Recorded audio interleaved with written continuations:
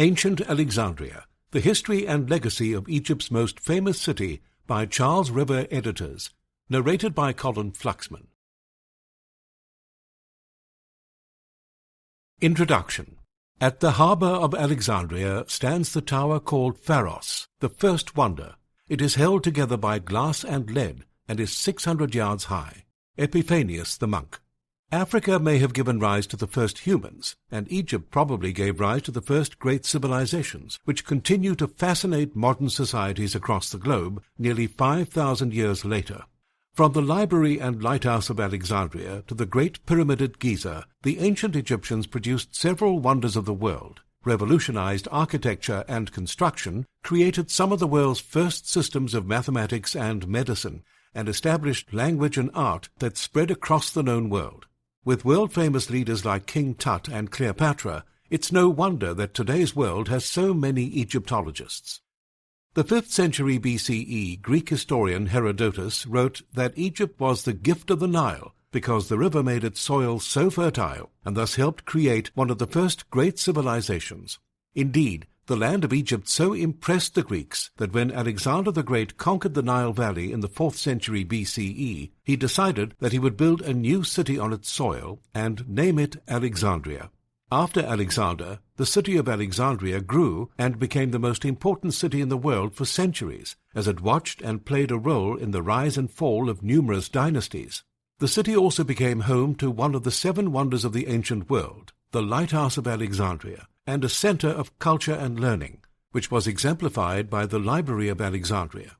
Truly, Alexandria was as unique as it was great. It was a Greek city built on Egyptian soil that was later ruled by the Romans and then became an important center of early Christian culture.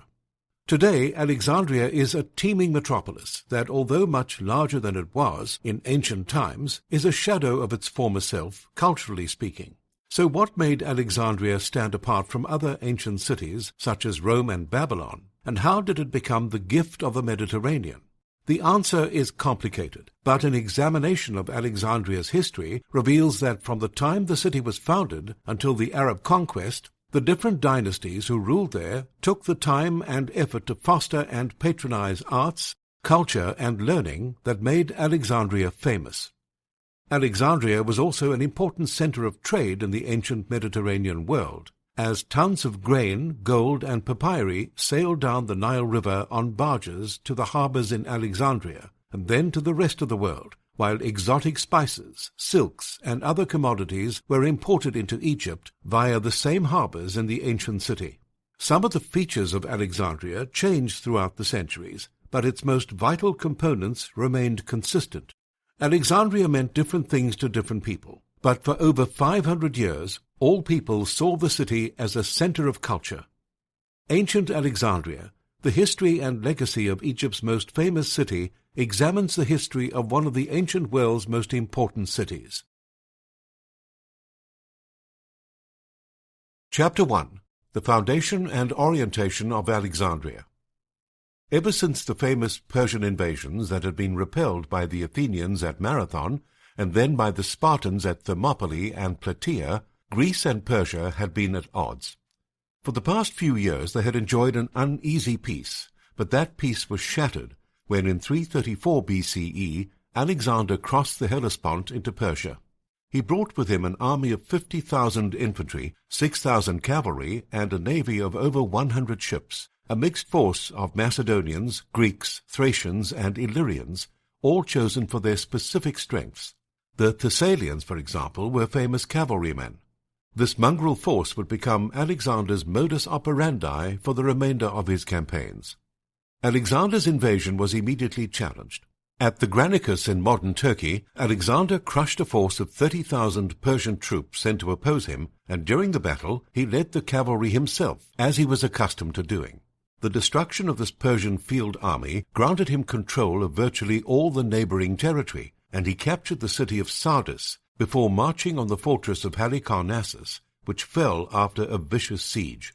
From there he proceeded to Lycia and Pamphylia, systematically conquering all the coastal territory of Asia Minor. He then marched inland, where he famously visited the city of Gordium, seat of a renowned temple. The temple housed a cart whose parts were held together by a supposedly unsolvable knot, and legend had it that any man who could untie it would be made king of Asia. Alexander, disdaining any attempt at trying to fumble at the knot with his fingers, simply drew his sword and hacked it in two. After wintering in Asia Minor, Alexander crossed into the Persian heartland in 333 BCE. Finally moved to action by what he at least perceived as a serious threat, the Persian Emperor Darius III mustered an army that most sources suggest numbered almost 100,000 men and marched against Alexander. Battle was joined at Issus in November of 333 BCE.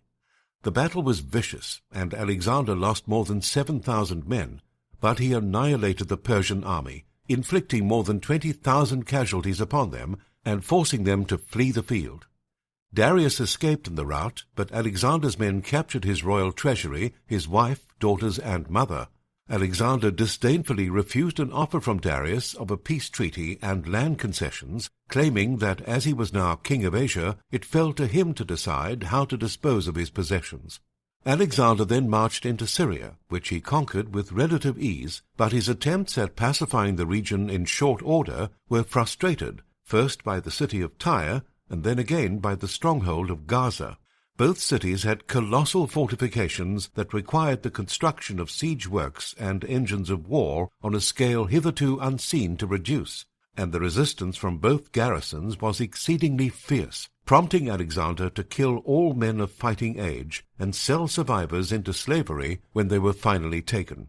At Gaza, as Alexander personally led an attack against the walls, he was struck by a missile from above and seriously injured in the shoulder, one of the many serious wounds he was to accrue in his time as a fighting king.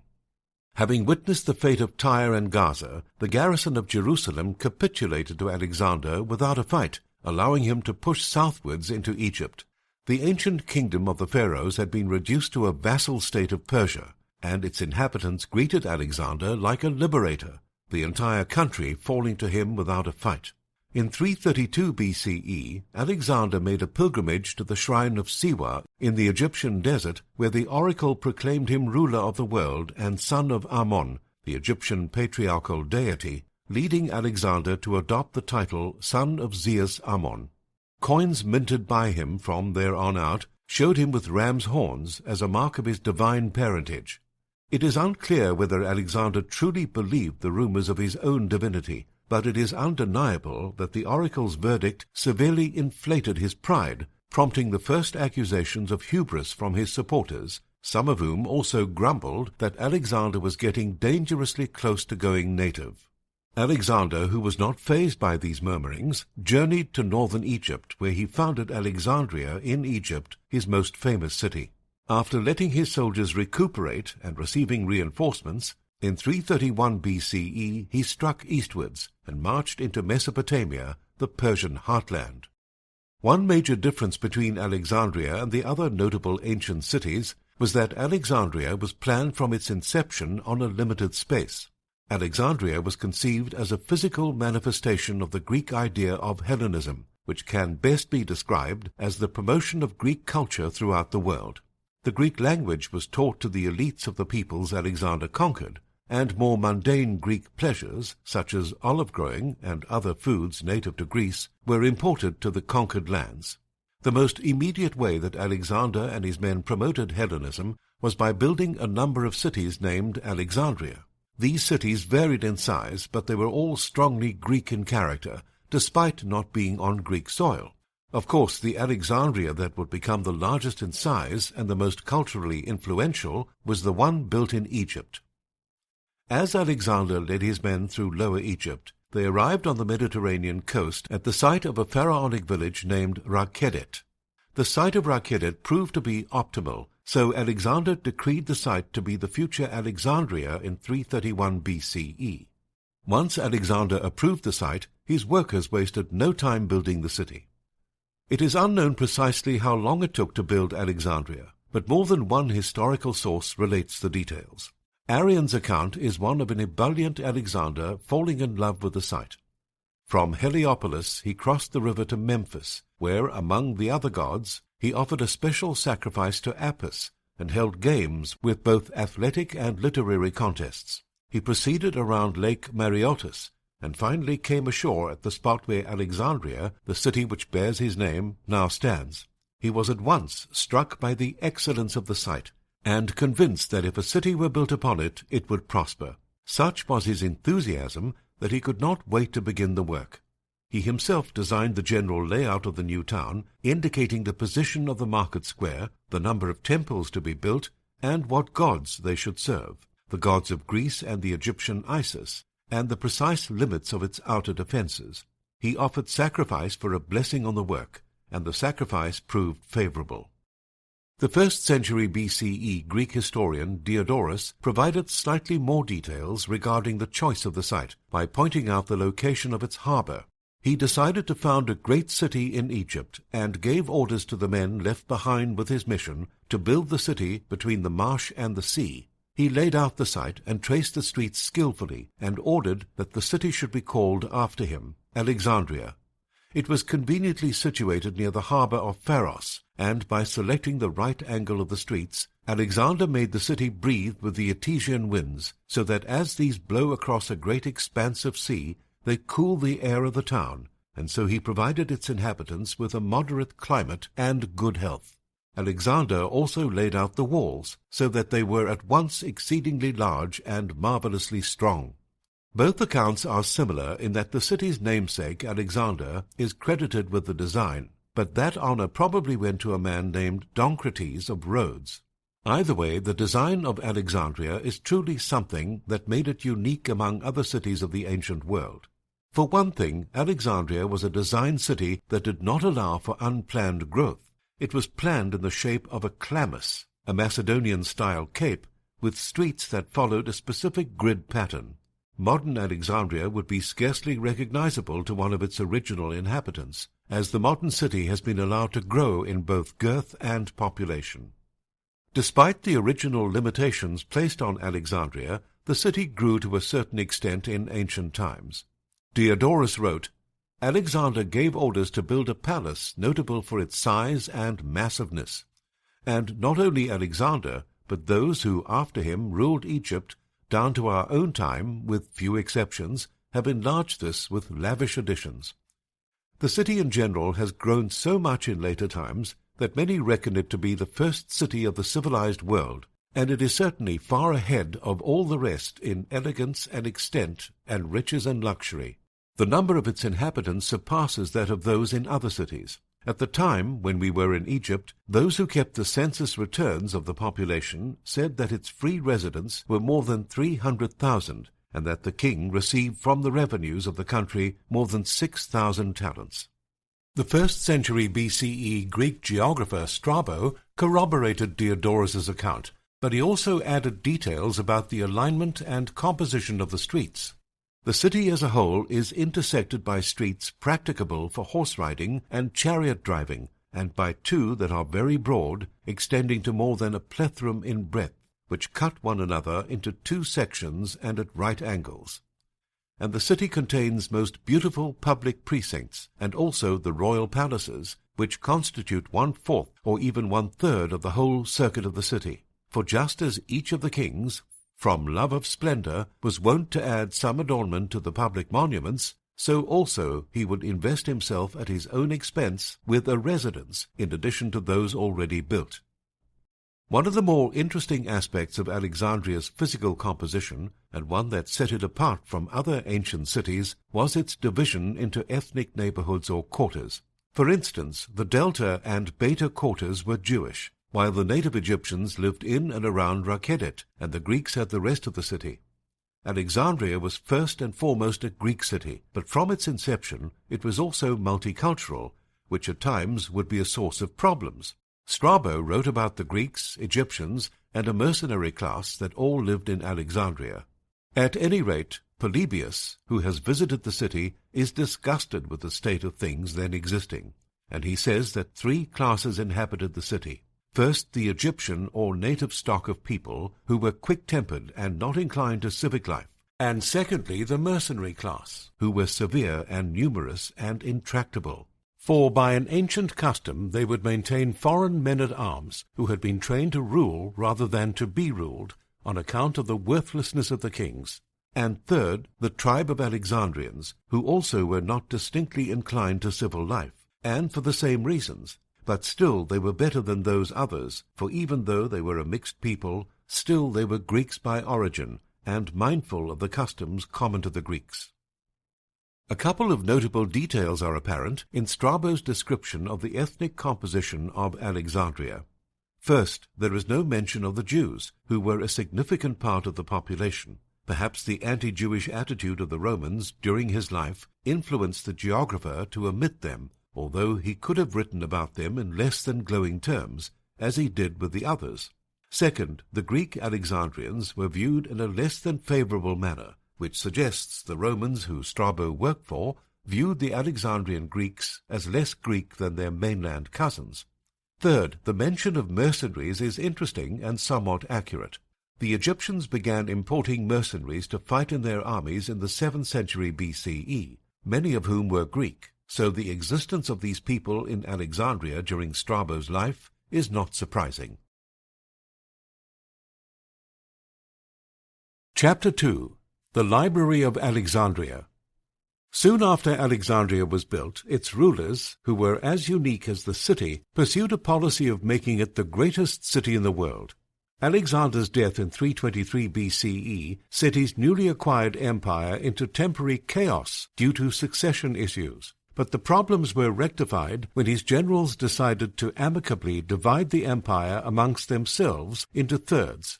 Egypt was taken by Alexander's most capable general, Ptolemy, son of Lagos, who saw in Egypt great culture, wealth, and potential.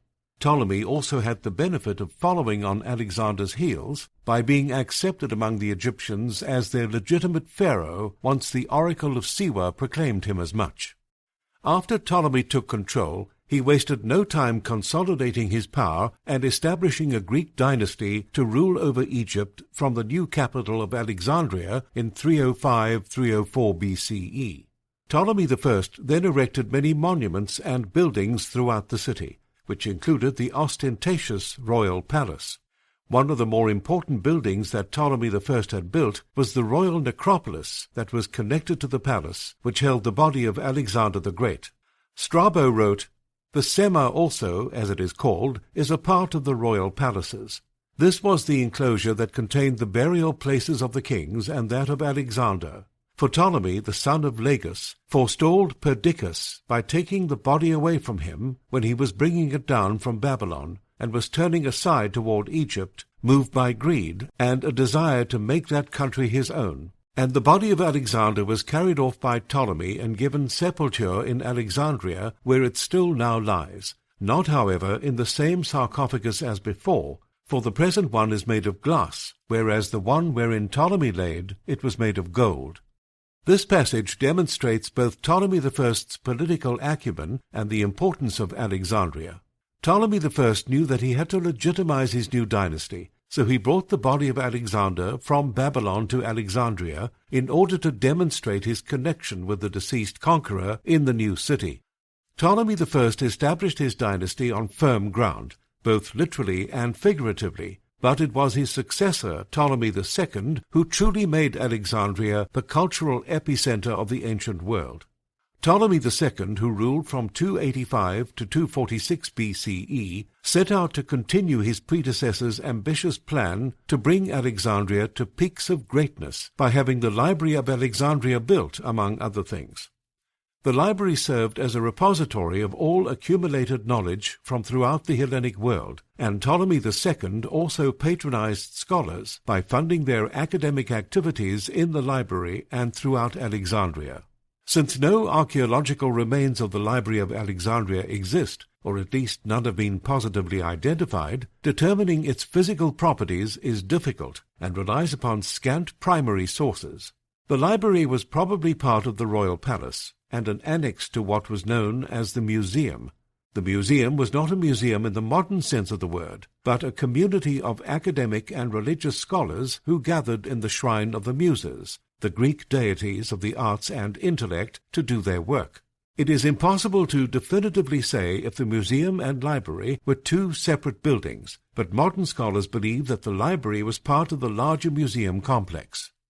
The only first-hand description of the museum and library comes from the Greek historian geographer Strabo, circa 64 BC to 24 AD, who visited Alexandria in 24 BC and then lived in Egypt for a time. Strabo wrote, "The museum is also a part of the royal palaces. It has a public walk, an exedra with seats, and a large house, in which is the common mess hall of the men of learning who share the museum. This group of men not only hold property in common, but also have a priest in charge of the museum, who formerly was appointed by the kings, but is now appointed by Caesar." Unfortunately, the nearest text to a complete history of the Library of Alexandria that could complement Strabo's description comes from the 12th century AD writings of the Byzantine scholar John Tzetzes, which are actually based on older, no longer extant texts. Furthermore, many modern scholars have questioned the accuracy of his writings. Although the precise location of the Library of Alexandria may remain a mystery, its librarians and the contents of the collection are better known, and certainly more important. After all, while the establishment and patronage of the Library of Alexandria made the institution a possibility, the diligence and hard work of its early librarians made it legendary. Indeed, the first librarians of the Library of Alexandria were true scholarly pioneers, because they lived in a period long before the standards of academic research were as established as they are today. For example, there was no Dewey Decimal Classification system, and no collection as large as the Library of Alexandria had ever existed. Since the Library of Alexandria was part of the larger museum, and the museum was part of the royal palace complex, scholars believe that the position of librarian was appointed by the king. It's important to remember that the duties of the librarian went beyond just a mere reshelving of books and maintenance of the collection. In fact, the librarians often edited classic works of literature, some of which provided the basis for the editions often read today. Scholars even know some of the names of the most famous librarians. Instrumental in establishing the first books in the collection was a man named Demetrius of Phalerum. Although Demetrius was a pupil of the Aristotelian Academy in Athens, in his early life he was a warrior and statesman. Demetrius saw little success as a military commander, but he was able to usurp the government in Athens and become its tyrant for 10 years. However, since Athens was a city with a long history of democracy, his rule was not popular, and he was expelled in 307 BC. Because Demetrius was an exile, he had limited options concerning where to live. But since the new Ptolemy dynasty in Alexandria was interested in making their city a cultural and scholarly center, Demetrius, due to his connection to the Aristotelian school, was invited to settle in Egypt. Demetrius eventually settled in Alexandria, where he began to collect books for the new Library of Alexandria, and 1st century AD Jewish historian Josephus wrote, "Demetrius Phalereus, who was library keeper to the king, was now endeavoring, if it were possible, to gather together all the books that were in the habitable earth, and buying whatsoever was anywhere valuable or agreeable to the king's inclination." Demetrius's efforts to make the Library of Alexandria were later followed by at least 2 other librarians notable for their scholarship and innovations. Zenodotus of Ephesus, circa 285 to 270 BC, proved to be quite a capable librarian, as he was the first to organize all the entries into alphabetical order. This may seem like a small feat today, but given that there was no system of library organization before him, his efforts must be viewed from a proper perspective. Furthermore, what set Zenodotus apart from others and made him a great scholar of the museum and the Library of Alexandria was his edition of Homer's classics, the Iliad and the Odyssey. Today, new editions of classic books are common, and there are often different translations and editions of the same work available through different publishers, a trend that can be traced back to Zenodotus and his work at the Library of Alexandria. Homer's classics were considered to be the pinnacle of literature by the ancient Greeks, so any revision was a serious matter. One major revision Zenodotus made was the deletion of line 88 from Book 4 of the Iliad, which stated the goddess Athena was the godlike Pandarus, wherever he might be. Zenodotus argued that it would be impossible to depict a goddess searching for the object of her quest.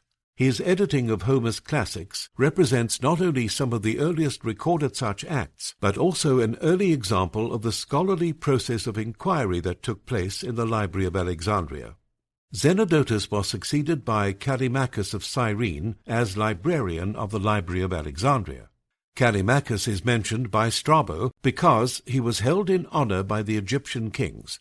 The Egyptian Ptolemaic kings no doubt honored Callimachus not only for his erudite knowledge, but also for his supreme organizational skills that surpassed even those of his illustrious predecessor. Besides being the librarian of the Library of Alexandria, Callimachus is known for essentially inventing the world's first card catalogue.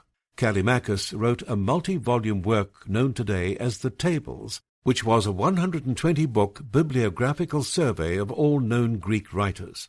The tables were divided into categories that included the following: epics, tragedies, comedies, history, medicine, rhetoric and law, and miscellaneous works. In terms of library order and book classification, Callimachus's tables was a good start, but the system was still prone to confusion. There were several books with the same title, and even more confusing was the fact that several different authors had the same name, a problem compounded by the fact that most ancient Greeks did not have surnames. Another significant librarian of the Library of Alexandria was a man named Eratosthenes, who worked there from 245 to 205 BC. Strabo also mentions Eratosthenes as being an honored scholar by the Ptolemaic kings. Aristophanes' work focused on expanding the size of the globe. Educated Greeks knew the world was round, to include lands encountered by the Greeks during Alexander the Great's expedition. The librarians made the Library of Alexandria function as an institution of learning like none other before it, but their work was made most important by the books that were stored within it. This was especially true of the Library of Alexandria because it housed most of the written knowledge that had been accumulated in the ancient Mediterranean world, something made all the more remarkable by the fact that there was no real precedent for stocking a library of such size and quality. Over the centuries, the Ptolemies used their great power as rulers of Egypt to stock the Library of Alexandria through a variety of different tactics. For example, they used their wealth to send agents throughout the Greek-speaking world to buy books, while any ship that docked in the harbor of Alexandria had whatever books it had on board confiscated and copied, with the copies returned to the owners and the originals kept in the library. All told, it is believed that over 500,000 papyrus book scrolls were stored inside the library, while another 42,000 were housed in a library attached to the nearby Temple of Serapis. Referring to the size of the collection, Josephus wrote, "And when once Ptolemy asked him how many 10,000 of books he had collected, he replied that he had already about 20 times 10,000, but that in a little time he should have 50 times 10,000. The number of books stated by Josephus would have made the Library of Alexandria's collection not only the largest of its time, but also the largest for several centuries later. Historian Roger Bagnall argues that the numbers given by Josephus may be exaggerated, but even still he believes that the Library of Alexandria was still the largest of the ancient world, and for several centuries thereafter. Either way, it's clear that when it came to the collection of the Library of Alexandria, the Ptolemies believed that size did matter. To Egypt's rulers, the Library of Alexandria represented a point of prestige that set them above the rest of the Greek world, and the rest of the world for that matter, and the books within it were a sort of currency. In essence, the more they possessed, the more valuable the library was, and, by extension, the more powerful the Ptolemies were as well. It was not just the size of the Library of Alexandria's collection that made it so important. Over time, it came to contain some of the most important literary works of the ancient world. At the heart of the library's collection were the works of the Greek writers, which included all genres and styles. The library housed copies of Homer, Euripides, Sophocles, and the father of history himself, Herodotus, just to name a few. The library was also home to a wide range of different genres of Greek literature, from the more mundane to the esoteric. The topic did not matter to the Ptolemies, who were anxious to stock the shelves of the library with anything written in Greek. The glories of all aspects of Greek literary culture were on display in the Library of Alexandria. and it was clear that the Ptolemies were responsible for the showing. But perhaps more interesting than the classics of Greek literature were the non-Greek texts stored in the library. Although the Greeks were an inquisitive and eclectic people when it came to art, literature, and science, they were also stubborn when it came to learning other people's languages. The ancient Greeks rarely learned any language other than their own, and even the Ptolemies, with the exception of Cleopatra VII, never learned the language of the native Egyptians. However, despite the Greek obstinacy towards foreign languages, the Library of Alexandria contained thousands of Greek translations of Babylonian, Phoenician, Egyptian, and Hebrew texts and monuments. Probably the most famous Near Eastern text that was translated into Greek and stored in the Library of Alexandria was the Old Testament, which was known by the Greeks as the Septuagint, 70, for the 70 books it contains. Other notable Near Eastern texts that were translated into Greek included verses attributed to the Persian prophet Zoroaster, Egyptian king lists, and Jewish law. If the Greeks never bothered to learn foreign languages, how did they translate Near Eastern texts? The answer can be found in the same concept that gave birth to the Library of Alexandria itself, Hellenism. Hellenism, the universal idea that encouraged non-Greeks under Greek rule to embrace and emulate Greek language and culture, spread through the native populations of the ancient Near East. At the same time, Hellenism never discouraged non-Greeks under Greek rule to abandon their native traditions, which meant that a form of cultural syncretism developed in some of the older and more sophisticated cultures the Greeks ruled. In other words, Jews, Mesopotamians, Egyptians, and Persians from the upper classes of their societies continued to practice religion as their ancestors did, but they learned the Greek language in order to maintain their privileged position in the new Hellenized society.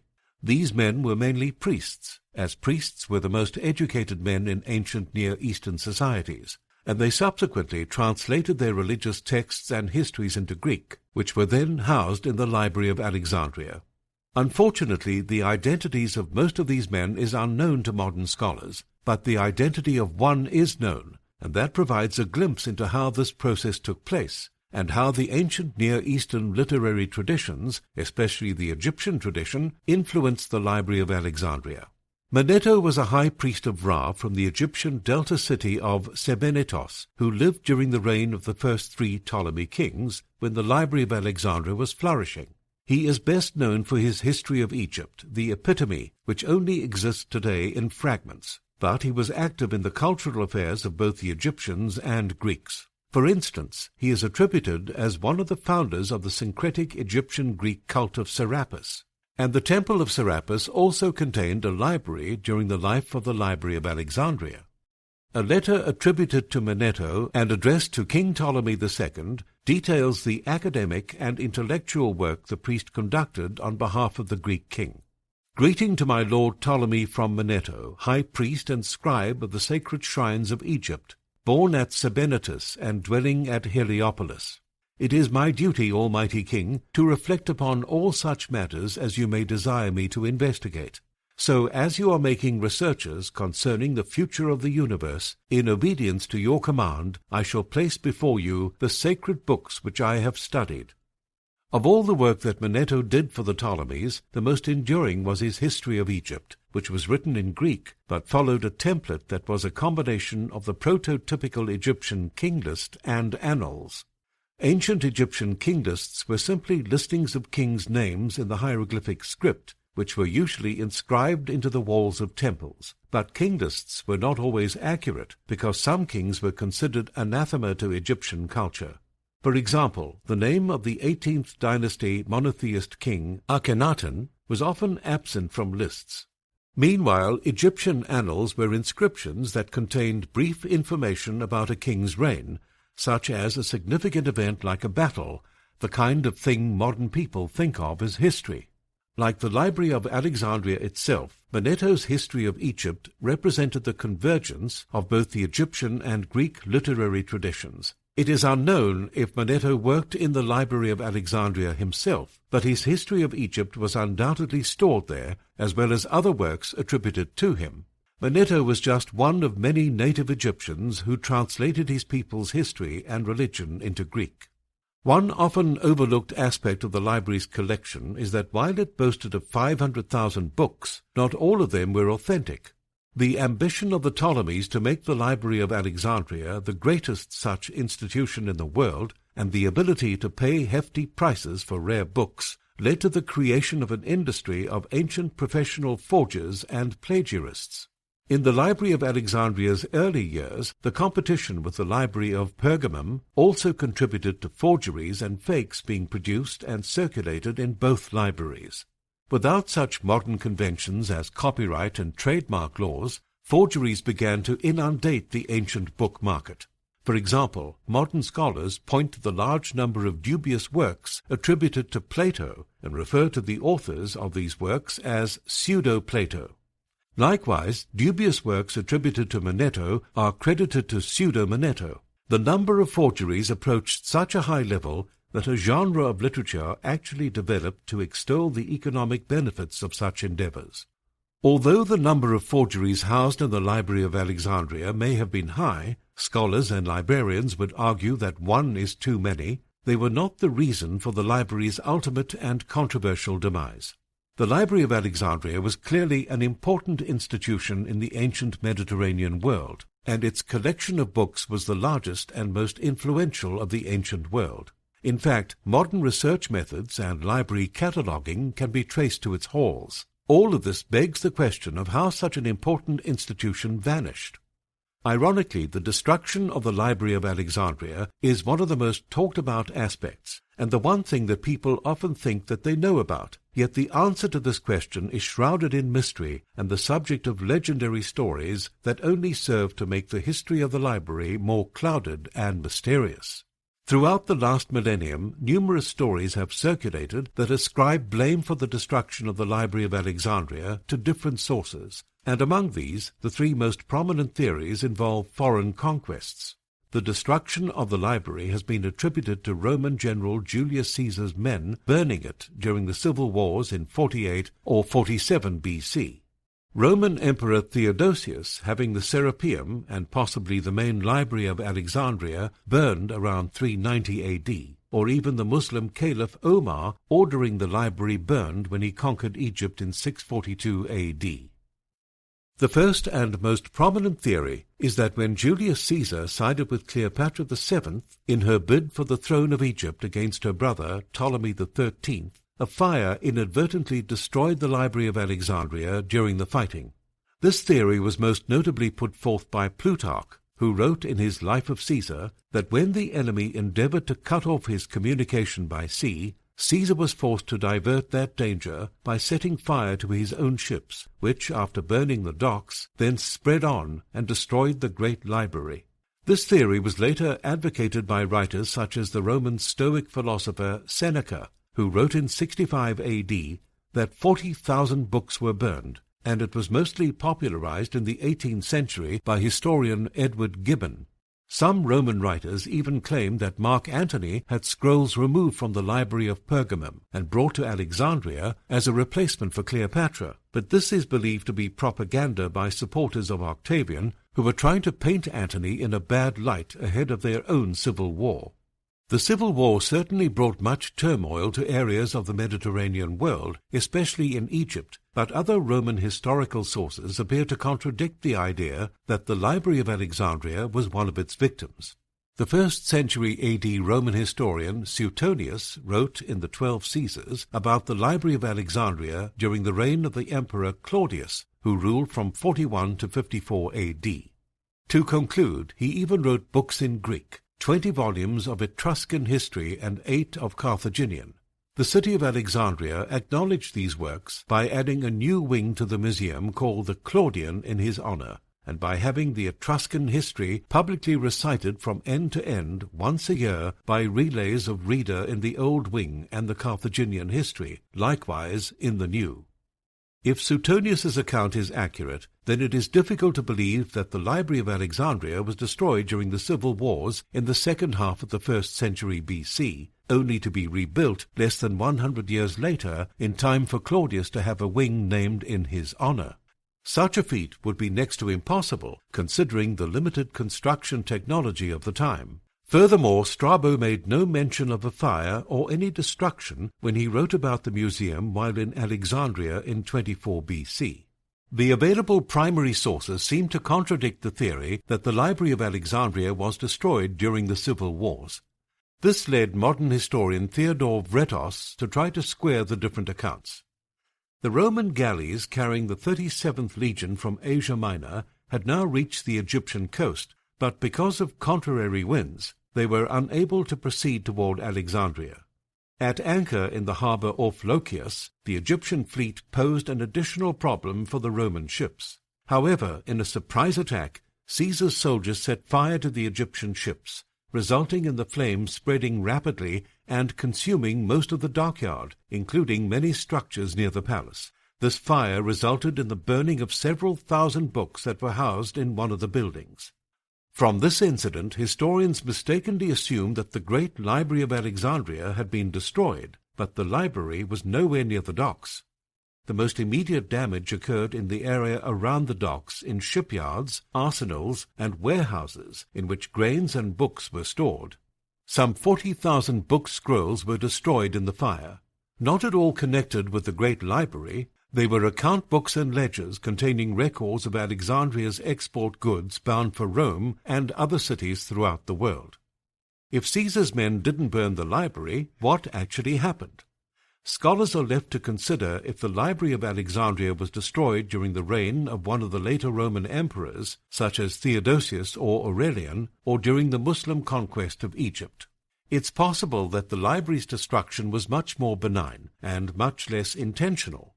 After all, fire is not the only possible explanation for the library's destruction, considering the medium that most of the books were written on and the changing geopolitics of the ancient world during the beginning of the 1st century AD. Most books housed in the Library of Alexandria were written on the reed papyrus, and although susceptible to fire, papyrus is also at the mercy of other elements, such as humidity. While some scholars believe the library actually took measures to deal with the effects of humidity via the actual architecture of the building, Bagnall argues that the humid climate of Alexandria, as opposed to the drier Saharan climate across the rest of Egypt, would have ensured the destruction of any books written on papyrus. The destruction would have taken place over hundreds of years and would not have been as dramatic as a fire, but the loss would have been just as thorough. Chapter 3. The Lighthouse of Alexandria. While Alexandria is still remembered as a cultural hub, thanks to the library, among other things, the city's economic activities were just as important to its place in history. From the time Alexandria was founded until the Islamic conquest of Egypt in 642 CE, Alexandria was unquestionably the most important commercial city in the Mediterranean region. Unlike many Greeks who favored war to attain and increase their power, the Ptolemies preferred business and realized Egypt's economic potential, which they exploited shortly after they came to power, by restructuring the Egyptian government. The governmental reforms of the Ptolemies included the reorganization of agricultural and craft production in order to maximize tax potential, and the Ptolemies also introduced banking to Egypt, all of which was spurred by the export of Egypt's two most prized commodities, grain and papyrus. Alexandria proved to be the perfect place to facilitate trade in and out of Egypt, since it was home to two natural harbors that were separated by a man-made dike, known as the Heptastadium. The dike connected the mainland with the island known as the Pharos, for which the Lighthouse of Alexandria would be named. On the south end of Alexandria, on Lake Mareotis, was another harbor that linked river-going vessels through a system of canals to the canopic branch of the Nile River, and ultimately to the main body of the Nile River. From there, river ships would sail to the important Upper Egyptian river port of Koptos, and then through overland routes to the Red Sea and beyond. The Romans later built roads that connected Alexandria directly to the Nile River, and therefore connected Rome with the world after the Roman conquest of Egypt. In essence, all of the trade that flowed in and out of Egypt during the Ptolemaic and Roman periods was facilitated largely by the existence of the lighthouse.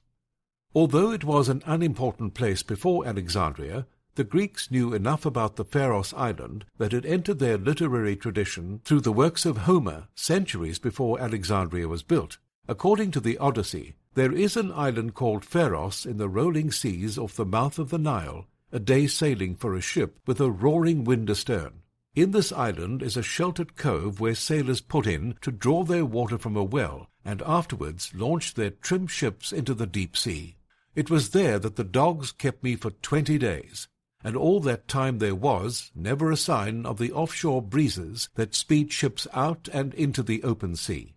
Exactly when the Pharos lighthouse was built cannot be definitively determined without more primary sources to corroborate a date, but the lighthouse was probably begun, or at least envisioned, during the reign of Ptolemy I, 323 to 282 BC, in the 290s, and it is believed to have been finished during the reign of his successor, Ptolemy II, 284 to 246. It is also unknown to modern scholars why the Ptolemies decided to actually build the lighthouse. Although the practical application of the Pharos lighthouse facilitated maritime trade and travel to and from Egypt, there were no lighthouses before the Pharos, and it is not known who suggested the concept to the Ptolemies, assuming the rulers didn't think of the idea themselves. It is also unclear from where the subsequent shape and architecture for the lighthouse were derived. Ptolemy I may have been inspired by the great monuments he observed in Mesopotamia and especially Egypt, so he may have wanted to construct his own. Ptolemy would undoubtedly have seen the Great Pyramid of Giza, one of the 7 wonders of the ancient world, up the Nile River near Memphis, which at that time would still have been a site with its glistening white limestone encasing still intact. It should also be noted that the Library of Alexandria was also built during the reign of one of the first 2 Ptolemies. There are also no extant documents that record either Ptolemy's commission of the Library of Alexandria, but since both the library and the Pharos lighthouse were built around the same time, there may have been a larger building program that included both, and perhaps others now lost, to be built at the same time. Such an ambitious building project would have recalled the memory of Khufu, who had thousands of laborers work on his pyramid over the course of a generation. It appears that when the lighthouse and probably the library were completed, a great festival was held in Alexandria in 279 BC to honor the king and his new monuments. The completion of the Pharos lighthouse would have been a momentous occasion, as its size was truly monumental, and the price to complete the work was just as grand. According to the ancient writer Pliny, it cost 800 talents of silver to build the lighthouse, which by today's standards would amount to approximately $50 million. Said to have been constructed mostly out of limestone, the lighthouse would have definitely had a bright white exterior during days lit by the sun, possibly reminding natives of the Great Pyramid of Giza's similar limestone exterior. Although the origins of the Pharos lighthouse remain murky due to a dearth of primary sources, there are many extant sources that depict and describe the monument throughout the centuries. Although no single primary source gives a complete description of the Pharos lighthouse, the ones that do exist can be collated and corroborated to get a fairly accurate assessment of the monument's physical features. The most complete description of the Pharos lighthouse was written by the 1st century BC historian and geographer Strabo, who visited Alexandria and viewed the Pharos island at a time when the lighthouse was already over 200 years old. Strabo described the entire Alexandria harbor. And likewise, the extremity of the isle is a rock, which is washed all round by the sea, and has upon it a tower that is admirably constructed of white marble with many stories, and bears the same name as the island. This was an offering made by Sostratus of Cnidus, a friend of the king's, for the safety of mariners, as the inscription says, for since the coast was harbourless and low on either side, and also had reefs and shallows, those who were sailing from the open sea thither needed some lofty and conspicuous sign to enable them to direct their course aright to the entrance of the harbour. And the western mouth is also not easy to enter, although it does not require so much caution as the other. And it likewise forms a second harbour, that of Eunostus, as it is called, which was dug by the hand of man. For the harbour which affords the entrance on the side of the above-mentioned tower of Pharos is the great harbour, whereas these two lie continuous with that harbour in their innermost recess, being separated from it only by the embankment called the Heptastadium. The embankment forms a bridge extending from the mainland to the western portion of the island, and leaves open only 2 passages into the harbour of Eunostus, which are bridged over. However, this work formed not only a bridge to the island, but also an aqueduct, at least when Pharos was inhabited. But in these present times it has been laid waste by the deified Caesar in his war against the Alexandrians, since it had sided with the kings. One of the most historically useful facts from Strabo's detailed description of the Pharos lighthouse is the mention of its possible architect, Sostratus of Cnidus. Most scholars believe that the inscription was somewhere near the top of the lighthouse, which would have placed it in a place of pride on the monument. What little is known of Sostratus points to his supreme abilities as an architect. He was the engineer who probably diverted the Nile River to flood Memphis when that city rebelled against Ptolemy I, and he is also credited with being the first person to erect a suspended corridor, which he did in the Greek city of Cnidus around 310 BC. Alexandria and the Pharos lighthouse ultimately became a battleground when Caesar sailed to Alexandria to end the civil war in Egypt between the 2 factions of the royal house, but soon found himself embroiled in an urban war, now known as the Alexandrian War. In the process, the Pharos island became the beachhead for Caesar's troops, and Caesar later provided details in his commentaries. He burnt all those ships and the rest that were in the docks, because he could not protect so wide an extent with his small force, and at once he embarked his men and landed them on Pharos. Caesar then went on to give a detailed account of the lighthouse and island that corroborates much of what Strabo wrote. On the island there is a tower called Pharos, of great height, a work of wonderful construction, which took its name from the island. This island, lying over against Alexandria, makes a harbour, but it is connected with the town by a narrow roadway like a bridge, piers, 900 feet in length, having been thrown out seawards by former kings. On this island there are dwelling houses of Egyptians and a settlement the size of a town, and any ships that went a little out of their course there, through carelessness or rough weather, they were in the habit of plundering like pirates. Moreover, on account of the narrowness of the passage, there can be no entry for ships into the harbour without the consent of those who are in occupation of Pharos. Caesar, now fearing such difficulty, landed his troops when the enemy was occupied in fighting, and seized Pharos and placed a garrison on it. The result of these measures was that corn and reinforcements could be safely conveyed to him on shipboard. As Strabo and Caesar both suggest, the lighthouse not only warned mariners about shoals, but also helped ward off piracy. Up to that time, according to 1st century BC Greek historians, like Diodorus Siculus of Sicily and Strabo, Pharos had been a haven for pirates. The 4th century Hellenic tyrant Dionysius I of Syracuse cleaned the pirates out of the western Mediterranean and established a settlement at Pharos, but piracy quickly returned after his death. The establishment of the lighthouse helped deter the pirates from re-establishing themselves on the island and threatening mariners or the nearby newly founded city. Caesar's description of the Pharos lighthouse and island differ from Strabo's, only in that the details are focused more on logistics, which should be expected from a military commander. He noted the native Egyptian settlement on the island, but most importantly, Caesar saw the importance of the island as an entry point and harbour where his legions could receive much-needed supplies. Like any good leader, Caesar knew how to reward his troops, so after they established the beachhead there, he allowed the Romans to plunder the Pharos island. After granting his soldiers leave to plunder, Caesar ordered the buildings to be demolished. Near the bridge, the one closer to Pharos, he fortified a redoubt and posted a garrison there. This bridge the inhabitants of Pharos had abandoned in their fight. It is unknown if one of the buildings damaged in the plundering was the lighthouse, but it would be safe to assume that if Caesar saw or knew of his legions purposefully damaging it, he would have put an end to such actions.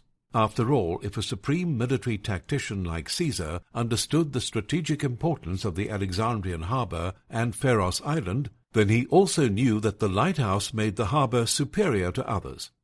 Caesar's description of the Pharos island places the lighthouse in the context of historical events better than any other writer, but other ancient writers also offered valuable information about the monument. Not long after Strabo and Caesar wrote their accounts of the Pharos lighthouse, the 1st century AD Jewish historian Josephus offered a much more detailed account of the difficulties that the harbour of Alexandria and coastal Egypt in general, posed to Mediterranean mariners.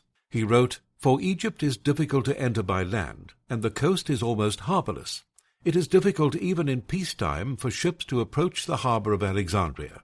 The entrance is narrow, and submerged rocks make a straight course impossible. The left side is shut in by artificial moles. On the right, the island of Pharos lies offshore, and from this rises an enormous lighthouse whose fires are visible 35 miles away, warning visiting ships to anchor at night well away from the shore because of the difficulty of making port."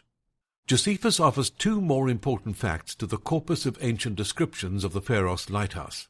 First, he graphically described the physical problems that the Egyptian coastline posed, and thus why the lighthouse was indispensable to sailors at the time. Second, he mentions that the lighthouse was a true lighthouse, and its light could be seen from quite some distance, an important point that is discussed later. Historians were not the only ancient writers to mention the Pharos lighthouse in their works. The 2nd century AD writer Lucian wrote about the Pharos lighthouse in his book Icaro-Menippus, or The Skyman. Lucian was a Syrian who wrote fictional and even science fiction prose in the Greek language, and in the Icaro-Menippus, one of the main characters mentions the Pharos lighthouse as one of the tallest monuments in the world. In the first place, imagine that the earth you see is very small, far less than the moon, I mean, so that when I suddenly peered down, I was long uncertain where the big mountains and the great sea were, and if I had not spied the Colossus of Rhodes and the lighthouse on Pharos, I vow I shouldn't have known the earth at all. Lucian, one of Rome's best satirists, also claimed that Sostratus was forbidden by Ptolemy II from signing the Pharos lighthouse, but came up with a clever way of doing so anyway. According to the satirist, Sostratus had his name carved into the base and then covered with plaster, so that long after both his and Ptolemy's deaths, the plaster wore away and exposed him as the architect. Clearly, some of the best-known writers of the ancient world were so impressed with the Pharos lighthouse that they described it in their works, but they are not the only ancient primary source that describes the monument. Although the Romans were not the first people to invent or use coins, they made their presence ubiquitous throughout their empire, as coins became the standard form of currency. Roman coins often depicted their great leaders and various monuments, one of which was the Pharos lighthouse. After Cleopatra VII and Mark Antony lost to Octavian's forces during the civil wars, Egypt became part of the Roman Empire in 30 BC. But even if the transfer of Egypt's power from the Ptolemies to the Romans may have signaled a decline in Alexandria's cultural influence, it did not diminish the city's economic importance. A mint was built in Alexandria to make Roman coins, and one of the most popular coins made there was the Pharos coins. Pharos coins were issued through 6 imperial reigns, from Domitian through Marcus Aurelius, and then again briefly during the rule of Commodus, AD 181 to 192. The Pharos lighthouse is depicted on most of these coins as a 3-tiered structure with a statue of Zeus at the top. The visual depictions of the Pharos lighthouse on Roman coins were not the only visual or artistic representations made, as several mosaics were also created that depict the monument. The medieval mosaics that depicted the Pharos lighthouse ranged in distance from Libya to Jordan and St. Mark's Cathedral in Venice, and although they were separated by hundreds of miles and several centuries, all of the mosaics depict the lighthouse as a 3-tiered structure. Interestingly, these ancient depictions are at odds with Arab accounts from the Middle Ages. One Arab traveller named al-Bakri described the lighthouse in detail. The Pharos today is composed of 4 stages. The first, of a rectangular design, is remarkably built in rectangular cut stones, of which the joints are so well concealed that the whole seems to be formed of a single block of stone, remaining insensible to the ravages of time. Its height is 320 cubits. At the top of the first stage, one is left with, by each face of the building, a space corresponding to the thickness of the wall, being 8 spans, plus around 10 extra cubits on the surface, which encloses the platform. One goes up to the second stage of the construction, which affects an octagonal plan, and a height of 80 cubits. On the periphery of the second platform, one is left with a space corresponding to the width of the wall of the second stage, plus 8 cubits. and from this enclosed surface one ascends to a closing element of the construction, a rectangular design with a height of around 50 cubits. At the top one finds a prayer chapel attributed to Solomon. On the northern face of the edifice is found an inscription in copper. No one has been able to decipher it, nor knows to what it corresponds. The door of the pharos is of iron, and nobody knows when it was made. One goes up towards the door on departing from the foundation of the lighthouse by an inclined road without noticing the incline. Likewise, one reaches the top of the first stage by an incline wide enough to permit the passage of 2 horsemen riding side by side on ground appearing so flat that those who go up would not be able to say they are climbing or simply walking. At each of the bends of this incline is found a door to quarters, in the interior of which are found rooms 10 to 20 cubits square, exposing garret windows and vents designed to air out the smallest gust of wind against the lighthouse, which without them would run the risk of it collapsing. There are in the interior of the lighthouse 364 rooms. With regard to the bends of the ramp, they make up from bottom to top a total of 72, and each allows 12 steps of progression. All these rooms are covered with an arch of stones matched and cemented. The whole structure constituting the lighthouse has its components of masonry tied together by beams of teak wood. Another Arab writer, Abu Haggag Yusuf ibn al-Andalusi, also offered a detailed account circa 1165 A.D. The pharos rises at the end of the island. The building is square, about 8.5 meters, 28 feet each side. The sea surrounds the pharos except on the east and south sides.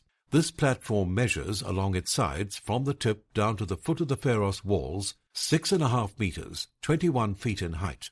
However, on the seaside it is larger because of the construction and is steeply inclined like the side of a mountain. As the height of the platform increases towards the walls of the pharos, its width narrows until it arrives at the measurements above. The doorway to the pharos is high up. A ramp about 183 meters, 600 feet long, is used to lead up to it. This ramp rests on a series of curved arches. My companion got beneath one of the arches and stretched out his arms, but he was not able to reach the sides. There are 16 of these arches, each gradually getting higher until the doorway is reached, the last one being especially high. These Arab accounts are especially helpful in their description of the ramp and the doorway. Based on these descriptions, it seems the lighthouse had an internal spiral ramp, large enough to accommodate animals dragging fuel in carts. Reports also mentioned a dumb waiter for the purpose of bringing wood up to the top of the lighthouse to feed the fire. All of these measurements are approximate, since they were reported, like the pyramids, in cubits, an ancient measurement of widely varying lengths, but they were far less ludicrous than other assertions about the use of the lighthouse. In fact, while the inventions ascribed to the Pharos lighthouse were the most technologically advanced of the 7 wonders, with the possible exception of the mysterious and perhaps legendary Hanging Gardens of Babylon, none of them was beyond the abilities of the Greeks or Egyptians at that time. Archaeologists have determined that the Egyptians used ramps in the building of the pyramids, some 2,000 years before the building of the lighthouse. An early step pyramid northwest of Memphis, the 4,700-year-old Pyramid of Djoser, reached nearly 200 feet in height and could have inspired the builders of the Pharos lighthouse. Another possible inspiration came from early ziggurats in Mesopotamia, built during the same period as the Djoser pyramid and reaching 100 to 175 feet in height. The shape of the lighthouse on coins, mosaics, and by later artists after its destruction show it as a structure with a square base, octagon middle section, and a circular top, although later Islamic sources report that a mosque was placed on top before its eventual destruction. However, determining the height of the Pharos lighthouse is a more difficult endeavor, since none of the artistic depiction shows accurate perspective, and none of the written sources give any accurate estimates. Due to this quandary, scholars are left to make educated guesses on the lighthouse's height, and most scholars believe that the Pharos lighthouse stood between 350 and 600 feet tall, with one of the more reasoned arguments coming from Peter Clayton. Clayton argues that the total height of the lighthouse was 100 meters, around 350 feet, which he arrived at by estimating that the sections of monument were 60, 30, then 15 meters successively stacked. Conversely, Josephus's claim that light from the Pharos lighthouse could be seen for 35 miles led Thomas Clare to point out that if the ancient historian's account is correct, then a lighthouse height of around 450 feet would closely match the visibility range. That said, until a record is discovered that can definitively state how tall the lighthouse was, any attempts to do so will remain guesswork. The shape and height were the Pharos lighthouse's most apparent, and to some extent most marketable, features, but other aspects are also of interest to historians. On most artistic depictions of the Pharos lighthouse, there is a statue on the very top, and most scholars believe that the statue was of Zeus Soter, the patron god of the Pharos. Various coins also depict the Egyptian goddess Isis next to the lighthouse.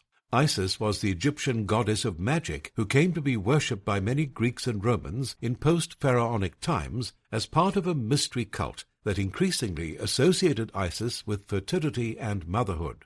The Romans spread the Isis cult throughout their empire from Britain to Mesopotamia until it became one of the more popular cults in Rome, so it should be no surprise that her image appears on Roman coins.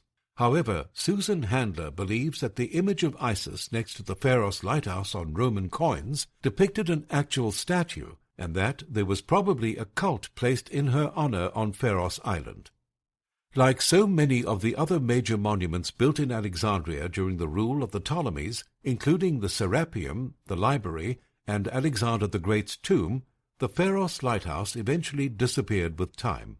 This is not terribly surprising, given that of all the 7 wonders of the ancient world, only Khufu's Great Pyramid in Giza still stands among those illustrious monuments that once grasped the imagination of people throughout the world. An apocryphal tale claims that the Pharos lighthouse was dismantled in 850 CE through trickery. A Byzantine emperor, seeking to rid the Mediterranean of rival ports, tricked the caliph in Cairo into dismantling the lighthouse, under the impression that treasure lay beneath it. Once aware of the ruse, the caliph attempted to rebuild the lighthouse, but was unsuccessful. However, this story is clearly belied by witness accounts in 1115 to the continued existence of the Pharos lighthouse, as well as the continued success of Alexandria as a port. Some wonders were indeed destroyed by men, but it appears the Pharos lighthouse was the victim of a combination of natural and economic factors, with earthquakes being the major factor in the initial demise of the Pharos lighthouse. A large earthquake, which was felt as far away as Syria, destroyed the upper part of the lighthouse in 956, and when other earthquakes followed, local officials apparently did not see the need to rebuild the lighthouse after the Romans. When the famous Islamic historian and geographer Ibn Battuta visited Alexandria in 1326, he noticed that it was partially in ruins, but when he returned in 1349, it was almost completely destroyed. Although the Pharos lighthouse's beacon was extinguished forever during the Middle Ages, it left a permanent influence on the world. The Pharos lighthouse was the world's first true lighthouse, so all others built since have followed its architecture to some degree, and the design of the Pharos lighthouse served as a template for lighthouses throughout the ancient Mediterranean, as evidenced by numerous mosaics and sarcophagi reliefs that depict other lighthouses from the same period. There were numerous lighthouses that were modeled specifically on the Pharos lighthouse's design, which included ones at Ostia, Ravenna, Syria, and Dalmatia. The Pharos lighthouse's inspiration to other similar structures was noted by Strabo. Hereabouts is the Oracle of Menestheus, and also the Tower of Scipio, which is situated upon a rock that is washed on all sides by the waves, and, like the Pharos Tower, is a marvelous structure built for the sake of the safety of mariners. Chapter 4. The Ptolemies. Due to his efforts and the landmarks associated with him, Ptolemy II is best remembered as a cultural patron, but he also introduced a bizarre marriage practice in order to further legitimize Greek rule in Egypt. Since the Ptolemies were foreigners in Egypt, they had to carefully portray their rule as legitimate, which in Egypt meant divine rule. The dynasty got off to a solid start when Alexander the Great was proclaimed the son of the Egyptian god Amun by the oracle of Siwa, but later Greek kings were forced to devise new ideas concerning legitimacy. Ptolemy I had Alexander's body brought to Alexandria and then had a royal necropolis built as part of his palace. But Ptolemy II decided to use a very different tactic, incestuous marriage. Around 276 BCE, Ptolemy II married his sister, Arsinoe II, and placed her on the throne next to him in Alexandria. The concept of incestuous marriage was foreign and for the most part detestable to the Greeks, but the marriage was probably done, at least partially, for the benefits of the Egyptians. The Greeks, and the Romans after them, were often enamored somewhat superficially with the civilizations that came before them, such as the Egyptians and Mesopotamians. The Ptolemies saw the Egyptian myth of Isis and Osiris, who were brother and sister, but also king and queen, as an acceptable template for their rule in Egypt. Little did the Ptolemies know that royal incestuous marriages were extremely rare in pharaonic Egypt, and marriages between full brother and sister were almost non-existent.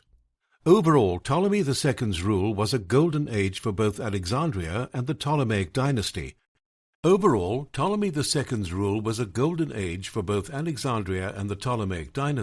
Which in many ways was carried on by his successor.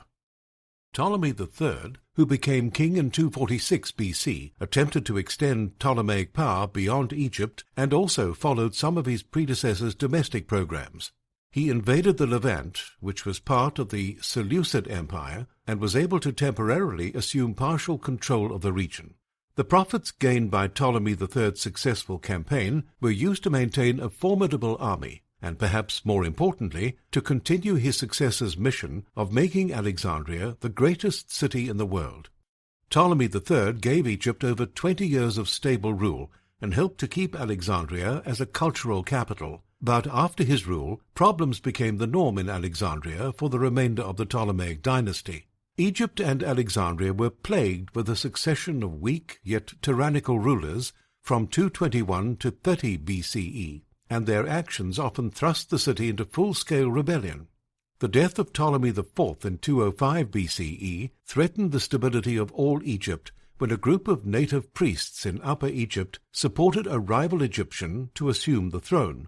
Despite the large-scale rebellion in the southern end of Egypt, Alexandria remained loyal to the Ptolemies for the most part. The native Egyptian rebellion was finally suppressed by Ptolemy V in 186 BC, which is commemorated on the renowned Rosetta Stone. The problems that Egypt and Alexandria experienced under Ptolemy IV and V were magnified under the later Ptolemaic kings, as the Alexandrian mob became a major political player and kingmaker. Ptolemy VII is one of the more interesting Ptolemaic kings because he was king twice and earned the nickname Physcon, the Fat, due to his excessive gluttony. After his first unsuccessful try at the throne, he was exiled to Cyrene, but he returned several years later after his brother Ptolemy VI died in a military campaign in the east. Ptolemy VII's return to Alexandria was greeted with derision from both the city's elite and the mob, which he repaid with a wave of repression. In particular, Ptolemy VII focused his wrath on Alexandria's intellectuals by forcing them into exile, and ultimately reducing the city's well-earned academic reputation to an also-ran. The end of Ptolemy VII's rule brought a temporary reprieve to the citizens of Alexandria, but they would later experience a much worse leader. Ptolemy XII was nicknamed Eleutes, the flutist, because he loved music and the finer things in life. He, like many of his predecessors, married his sister Cleopatra VI after he murdered his first wife in order to assume the throne. However, Ptolemy XII quickly found himself in an impossible situation, as on the one hand he was obliged to the Alexandrian mob, which could rebel and remove him from power, and on the other hand he faced the prospect of Roman intervention. As Eleutes precariously tried to balance both powers, he was doomed to fail. Strabo wrote about Ptolemy XII's demise and some of the other less illustrious Ptolemaic kings. But Philometor was succeeded by a brother, the second Ergetes, who was also called Physcon, and he by the Ptolemy nicknamed Lathyrus, and he by Eleutes from our time, who was the father of Cleopatra. Now all the kings after the third Ptolemy, being corrupted by luxurious living, have administered the affairs of government badly, but worst of all, the fourth, seventh, and the last Auletes, who, apart from his general licentiousness, practised the accompaniment of choruses with the flute, and upon this he prided himself so much that he would not hesitate to celebrate contests in the royal palace, and at these contests would come forward to vie with the opposing contestants. He, however, was banished by the Alexandrians. After Ptolemy XII's downfall, Alexandria would be the scene to one of the greatest dramas in the world, the struggle for power between Cleopatra VII and the Roman Empire. During the 1st century BCE, Rome was gripped by several rounds of civil wars that ultimately turned the Republic into an empire. Although the civil wars were fought for control of Rome, the city of Alexandria played a sizable role in the eventual outcome of the wars. In 48 BCE, Roman general and later dictator for life Julius Caesar arrived in Alexandria under the auspices that he would quell the disturbances that arose after the death of Ptolemy XII. Caesar underestimated the situation in Alexandria, though, as the situation devolved into urban warfare, known by historians as the Alexandrian War, after the young Ptolemy XIII died. It was while Caesar was in Alexandria that he met and courted the future Ptolemaic queen Cleopatra VII. The manner in which Cleopatra became the ruler of Egypt was a bit complicated, as Strabo noted, but before he had added much time to his reign, he died of disease, leaving behind 2 sons and also 2 daughters, the eldest daughter being Cleopatra. But the associates of the boy caused an uprising and banished Cleopatra, and she set sail with her sister to Syria. In the meantime, Pompey the Great had come in flight from Peliphassalis to Pelusium and Mount Cassius. Now Pompey was treacherously slain by the king's party, but when Caesar arrived, he put the lad to death, and having summoned Cleopatra from exile, established her as Queen of Egypt.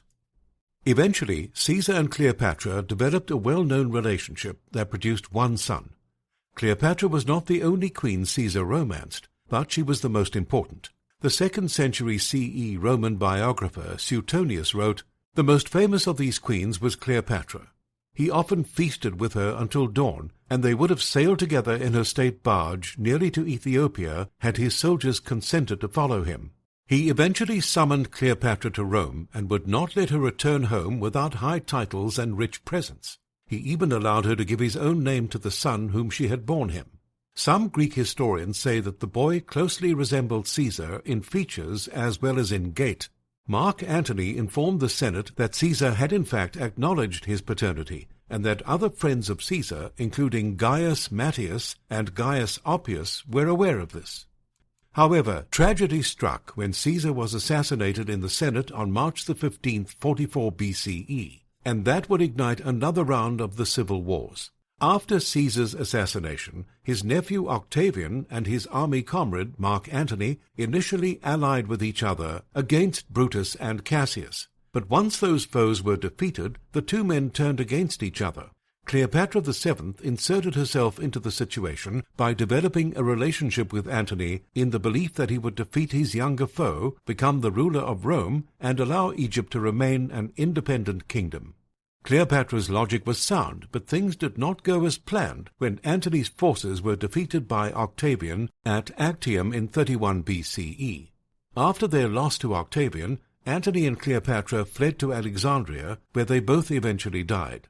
The details of their deaths remain somewhat shrouded in mystery, at least partially because of modern fictional narratives such as Shakespeare's Julius Caesar, but Strabo wrote an account that appears fairly accurate.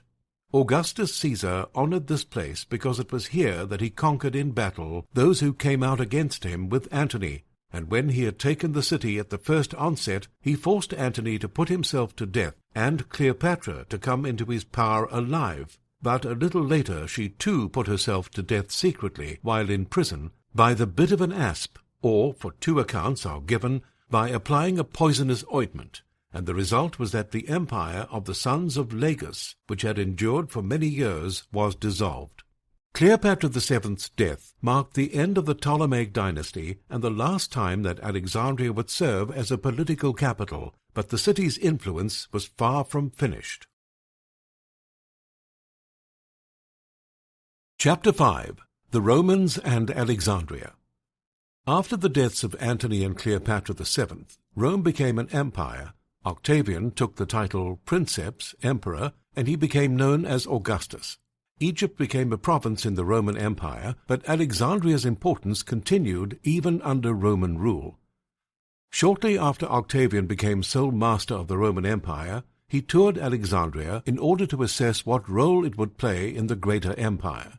Octavian immediately recognized the importance of Alexandria, but he also saw that it was vastly different from Rome. Rome was the seat of Roman political power and the hub of European economic and cultural activity, but it was light years behind Alexandria in those two respects, and there was little he or any other Roman could do about it.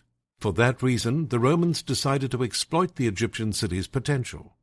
According to Suetonius, after visiting the tomb of Alexander in Alexandria, Augustus set out on a program intended to harness Egypt's full economic potential. About this time, he had the sarcophagus containing Alexander the Great's mummy removed from the mausoleum at Alexandria, and after a long look at its features, showed his veneration by crowning the head with a golden diadem and stewing flowers on the trunk. When asked, "Would you now like to visit the mausoleum of the Ptolemies?" he replied, "I came to see a king, not a row of corpses." Augustus turned the kingdom of Egypt into a Roman province, and then, to increase its fertility and its yield of grain for the Roman market, set troops to clean out the irrigation canals of the Nile, which had silted up after many years of neglect. Augustus then returned to Rome, where he initiated his own building campaign that was probably at least partially inspired by the greatness of Alexandria. At the time, Rome paled in comparison to Alexandria from an intellectual standpoint, so to remedy the situation, Roman emperors imported Greek scholars and books to Rome. Augustus probably also imported the idea of libraries after his visit to Alexandria. According to Suetonius, the temple of Apollo was erected in the part of his house on the Palatine, to which the haruspices said the god had drawn attention by having it struck with lightning. The colonnades running out from it housed Latin and Greek libraries, and in his declining years Augustus frequently held meetings of the Senate in the nave, or revised jury lists there. No Roman sources mention any major libraries in Rome before Augustus, so it is logical to assume that the emperor brought the idea home after he visited Alexandria. Alexandria continued to be an important city in the Roman Empire, as later emperors became influenced by the local culture. The next 4 emperors after Augustus paid little attention to Alexandria or Egypt, as their resources were primarily spent in Europe, but Vespasian, ruled 69 to 79, attained Rome's highest office through his actions in Alexandria. While Vespasian was serving as a general in the Levant, domestic turmoil that began during the reign of Nero gripped Rome. Vespasian saw an opening, and with his sizable and loyal army, he decided to take the highest office by force. From the Levant, Vespasian and his army marched to Egypt, where they took the strategically and symbolically important city of Alexandria. Suetonius wrote, "So Vespasian began a new civil war. Having sent troops ahead to Italy, he himself crossed over to Alexandria so that he might occupy this key to Egypt. There he dismissed his companions and entered the temple of Serapis alone to consult the auspices and discover how long he would last as emperor." Vespasian's patronage of the Serapis cult is important because it demonstrates the Romans' desire to be accepted by the people of Alexandria. Like Alexander the Great nearly 400 years before him, Vespasian saw the need to be accepted in a religious context by the Egyptians. The extent to which Vespasian patronized the Alexandrian deity Serapis is unknown, but during his reign, the cult of the Egyptian goddess Isis achieved official public status in Rome. Also, Roman artists began to use Isis and Serapis-themed motifs to adorn the walls of Italian villas during this period, which points to the continued cultural influence of Alexandria. Alexandria's cultural allure was also not lost on Vespasian's son and successor, Titus. Although Titus was only emperor for a short while, from 79 to 81, Suetonius was able to write several pages about the emperor. Before Titus became emperor, many believed that he was trying to use the legions under his command to establish his own kingdom in the eastern provinces. After he destroyed Jerusalem and the Second Temple in 70, he marched to Egypt, which led many Romans to worry he was attempting a coup.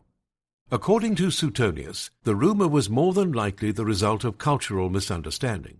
Such passionate devotion aroused a suspicion that he planned to usurp his father's power in the East, especially since he had worn a diadem while attending the consecration of the Apis bull at Memphis on his way to Alexandria. But this was a gross slander on his conduct, which accorded with ancient ritual. Titus sailed for Italy at once in a naval transport, touching at Rhegium and Puteoli. Hurrying on to Rome, he exploded all the false rumors by greeting Vespasian, who had not been expecting him, with the simple words, "Here I am, Father, here I am." The passage demonstrates that Alexandria was still an important city in the 1st century CE, and that the Romans still recognized some of the native Egyptian cults. Alexandria may not have been as important to the Romans as it was to the Ptolemies, but the former recognized the city's continuing importance. Of course, the Romans also contributed to the culture of Alexandria during their rule over Egypt.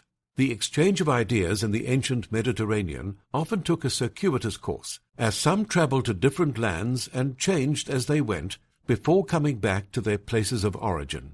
The philosophy of Stoicism is an example of such an idea. Stoicism originated in Athens, but it later spread throughout the Roman Empire and became popular with many of the Roman emperors, namely Marcus Aurelius, who wrote a book of Stoic aphorisms. By the time Nero became emperor, 54 to 68, there were plenty of Stoic philosophers in Rome, including Seneca the Younger, who was one of his teachers. The emperor also called on the Stoic Cyrmon of Alexandria to help finish his education. The educational reputation of Alexandria also held an allure for the Emperor Domitian, ruled 81 to 96, who used the Library of Alexandria to restock the libraries of Rome. Suetonius explained, "At the beginning of his reign he abandoned the study of literature, even though he went to a great deal of trouble and expense in restocking the burned-out libraries, hunting all over for lost volumes and sending people to Alexandria to transcribe and correct them." The intellectual life of Alexandria clearly had an effect on the early Roman emperors, but the Romans also influenced Alexandria, primarily through the construction of buildings and monuments. Today, when people travel to Alexandria, the only ancient sites available for viewing are from the Roman period.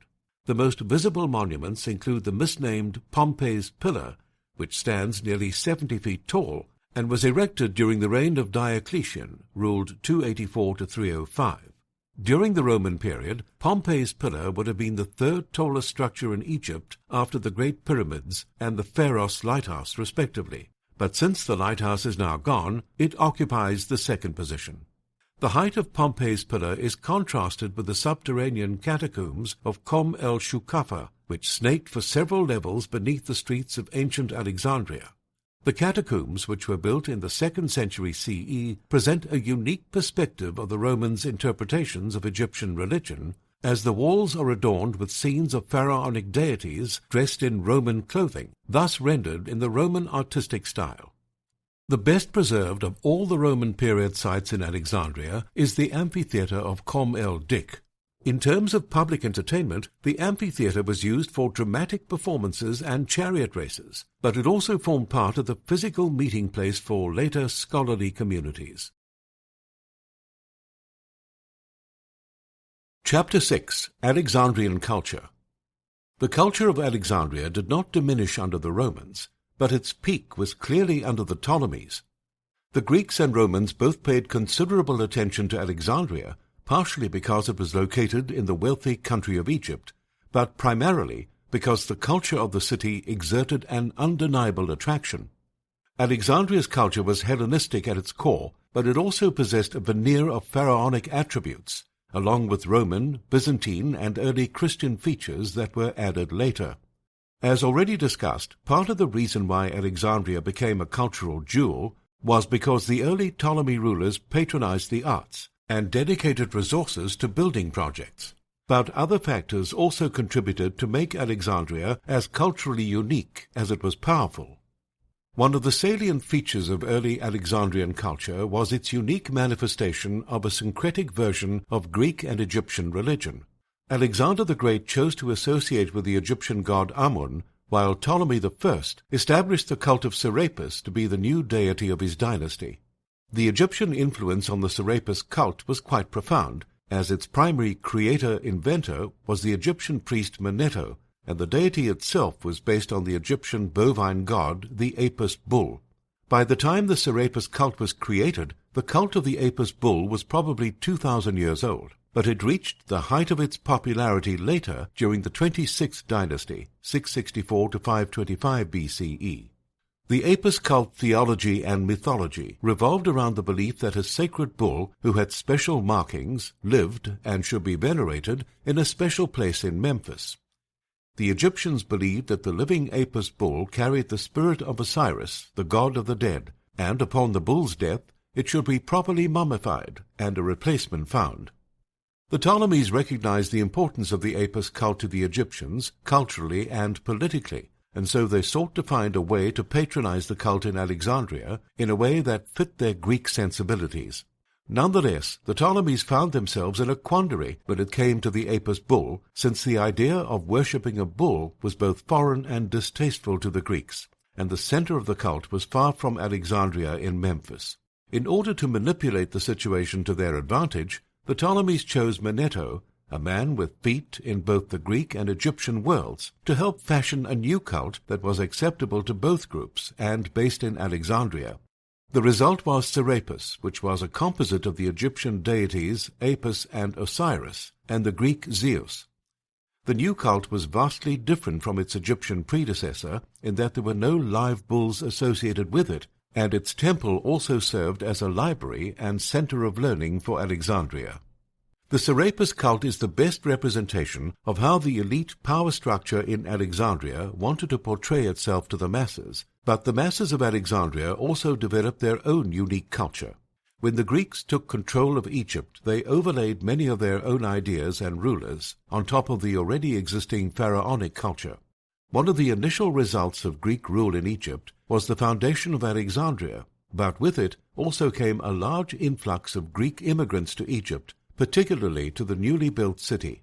The result of Greek immigration was that Egypt became increasingly multicultural and bilingual, especially in Alexandria. Alexandria was divided into ethnic quarters, but members of each group tended to self-segregate for the most part.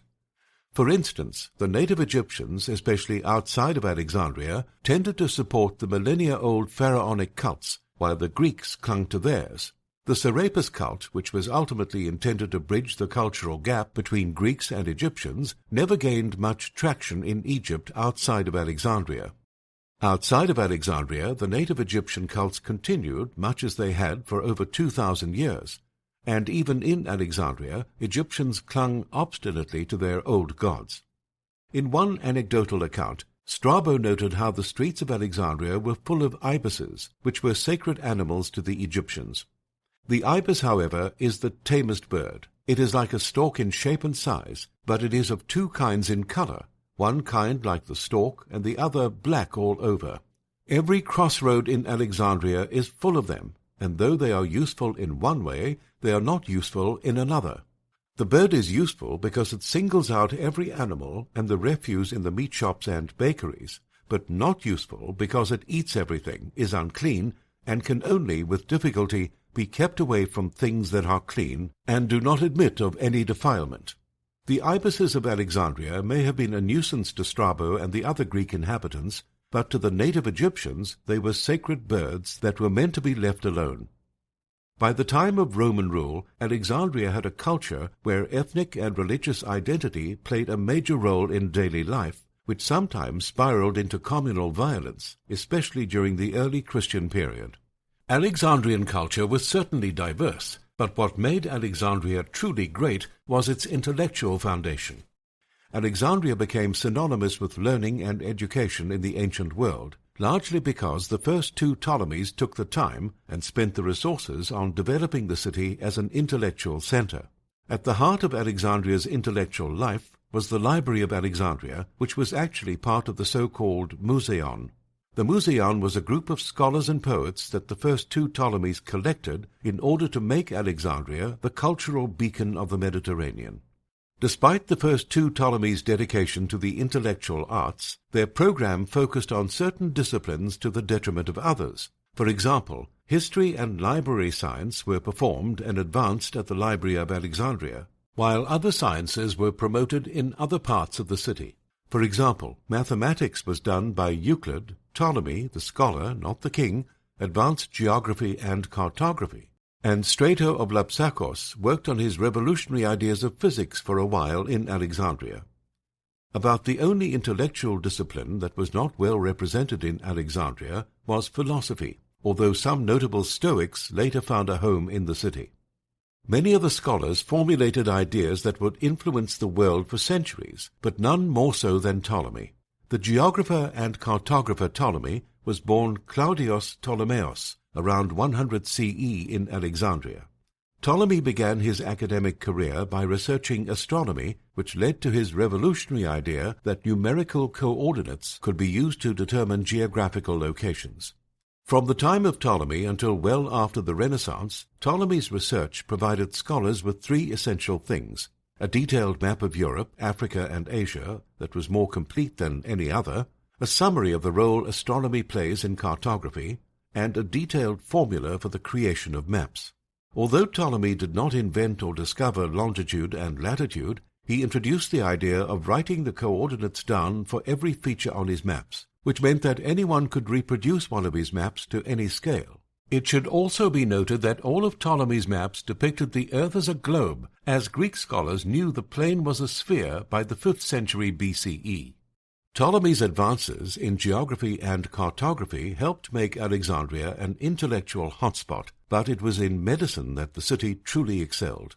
The medical advances made in ancient Alexandria proved to be some of the greatest intellectual advances in history, as most were not surpassed until the 17th century CE. The two greatest doctors and medical researchers to come from Alexandria were Herophilus of Chalcedon, circa 335 to 255 BCE, and Erasistratus of Chios, circa 304 to 250 BCE. And although the two men wrote many scholarly treatises, unfortunately they only survive in the fragmentary writings of later scholars.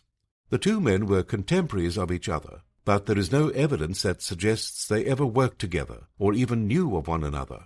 Both men lived and worked during Alexandria's golden age under the first two Ptolemies, so at the time they were just two of a legion of scholars that populated the narrow streets of the city. The medical advances made in Alexandria by these and other men were at least partially facilitated by and the result of some of the first human dissections. Where these Greek scholars first derived the idea of human dissection is unknown, because it was not practiced in the Greek mainland before it was done in Alexandria. The absence of dissection in Greek medical practice before Alexandria has led some scholars to believe that Herophilus and Erasistratus were influenced by the Egyptians, who were well acquainted with the human body through the process of mummification. But Longrig has argued that such ideas have overlooked the fact that in Egypt the religious taboos surrounding the dead and the disposal of the body were so strong, and that ultimately there is no evidence to suggest that the Greek doctors in Alexandria derived any particular knowledge from Egyptian embalmers. Longrig is correct that there is no direct evidence, but accounts from the historian Manetho suggest that Egyptian anatomical knowledge may have been greater than they are often credited. According to Manetho, Jer, referred to as Atothus by Manetho, who was the second king of unified Egypt, the dates of his rule are unknown, but was sometime between 3000 and 2950 BCE, was a doctor and medical researcher. Manetho wrote, "Atothus his son for 57 years. He built the palace at Memphis, and his anatomical works are extant, for he was a physician." Apparently, Manetho, who was able to read both Greek and Egyptian, came into contact with some type of medical papyrus from the early dynastic period, although the quality of the manuscript, medically speaking, is difficult to surmise. A number of medical papyri from the pharaonic period have survived, but such texts never give a detailed account of human anatomy. An Alexandrian named Clement, who was born around 150 CE, claims to have known about an Egyptian anatomy manuscript, which one could argue corroborates Manetho's account, but the argument is somewhat circular. It is true that Egyptian religious ideas would have prevented them from dissecting human bodies for the sake of research, and there are no known Egyptian anatomy treatises that have survived, but it seems unwise to totally disregard any Egyptian influence on Alexandrian dissection research. The influence of the Egyptians on early Alexandrian dissection research can be debated, but there is no doubt that the Egyptians had no influence on possible cases of vivisection in Alexandria. According to the later writer Celsus, both Herophilus and Erasistratus vivisected criminals from the royal prisons, and although there is no corroborating evidence, it is easy to believe, when one considers the free hand that the first two Ptolemies gave to their army of scholars. It is interesting and perhaps telling that after Herophilus, dissection experiments in Alexandria ceased, but the careers of Herophilus and Erasistratus went far beyond dissection.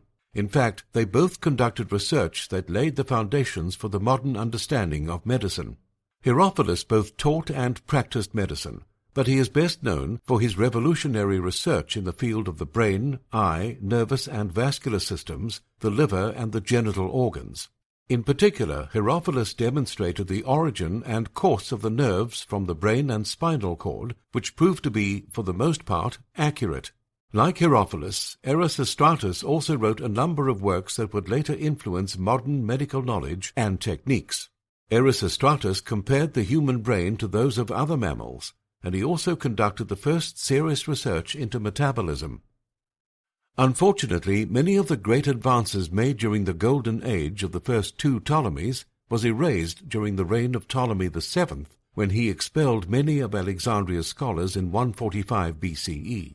Although the Romans attempted to replicate the Ptolemies in some ways, by patronizing some intellectual pursuits, their attention was focused on Rome, so Alexandria's beacon as a cultural center waned.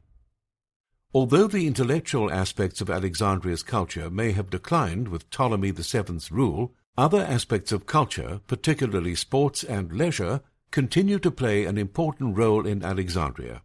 One of the hallmarks of any advanced society is the amount and type of recreation that its inhabitants enjoy.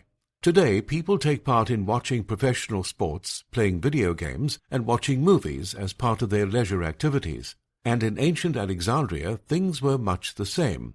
Obviously, Alexandrians did not have the electronic devices of today, but they were still able to devise a number of festivals and sporting events that not only kept them occupied, but also helped to demonstrate the uniqueness of the city itself. Festivals, both secular and religious, were an important part of the Alexandrian lifestyle, as they gave the people a chance to thank their gods and enjoy the wealth of the city.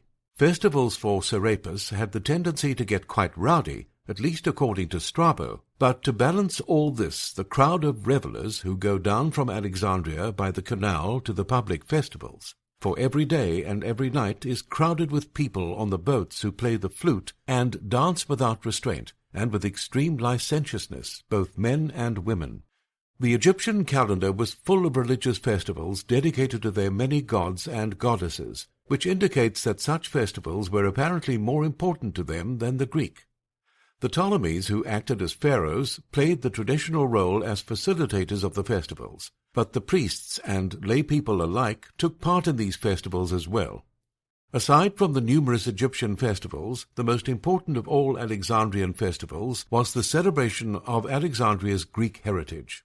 Alexandria's Greek festival was known as the Ptolemeia, and as the name indicates, it was a thoroughly Hellenic celebration of the royal court, and everything Greek about Alexandria.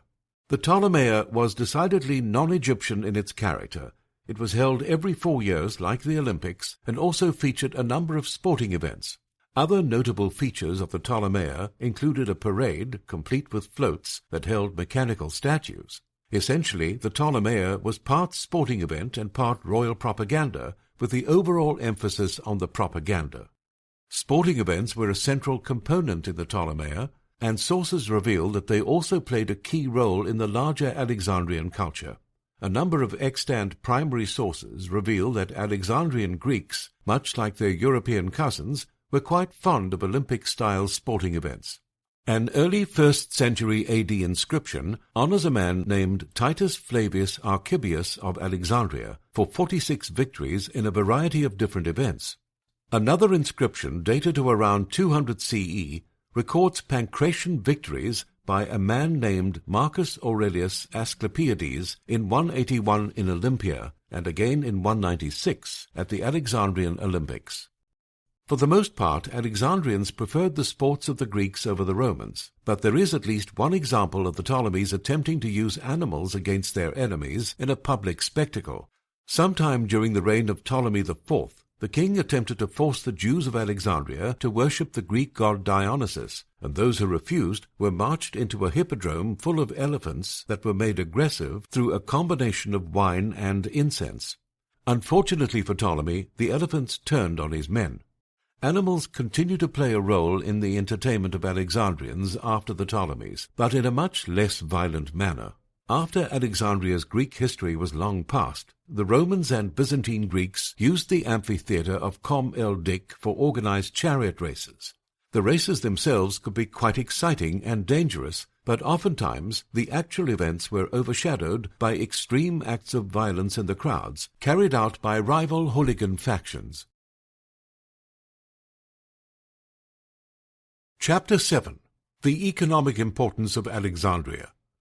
Alexandria was truly a bustling city with many different festivals and sporting events, but one of the more overlooked aspects of Alexandrian culture was its economy.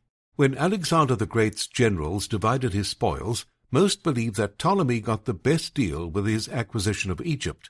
Egypt was such a prize for Ptolemy because of its wealth. Egypt produced far more grain than any other country or kingdom at the time, and it also had access to gold and silver mines to its south. The primary problem with harnessing the wealth of Egypt was logistical in nature, as there was no major Egyptian city on the Mediterranean coastline. During the Pharaonic period, the Egyptians were not hampered much by not having a coastal city, since they could simply move trade up and down the Nile and then either use overland routes to the north and south to get outside of Egypt, or use their river barges to sail along the Mediterranean coastline to the Levant. By the time of the Ptolemies, however, the system of the Mediterranean had changed dramatically, and a true coastal port was needed if Egypt was to remain an economically viable country. As already stated, Alexander was very particular about Alexandria's location because, as it turns out, it was in a perfect place to facilitate trade to and from Egypt. On the coastal side of Alexandria were two natural harbors, which were separated by a man-made dike the Greeks called the Heptastadium. On Lake Mareotis, which is on Alexandria's south end, was a freshwater harbor that linked river-going vessels through a system of canals to the canopic branch of the Nile River, and ultimately to the main body of the Nile River. Strabo wrote a fairly detailed account of Alexandria's maritime trade advantages. The advantages of the city's site are various. For first, the place is washed by two seas, on the north by the Egyptian Sea, as it is called, and on the south by Lake Maria, also called Mareotis. This is filled by many canals from the Nile, both from above and on the sides, and through these canals the imports are much larger than those from the sea, so that the harbour on the lake was in fact richer than that on the sea, and here the exports from Alexandria are also larger than the imports, and anyone might judge, if he were at either Alexandria or Dicearchia and saw the merchant vessels both at their arrival and at their departure, how much heavier or lighter they sailed thither or therefrom. And in addition to the great value of the things brought down from the sea and into that on the lake, the salubrity of the air is also worthy of remark. And this likewise results from the fact that the land is washed by water on both sides, and because of the timeliness of the Nile's risings. For the other cities that are situated on lakes have heavy and stifling air in the heats of summer, because the lakes then become marshy along their edges because of the evaporation caused by the sun's rays. Whereas at Alexandria, at the beginning of summer, the Nile, being full, fills the lake also, and leaves no marshy matter to corrupt the rising vapors.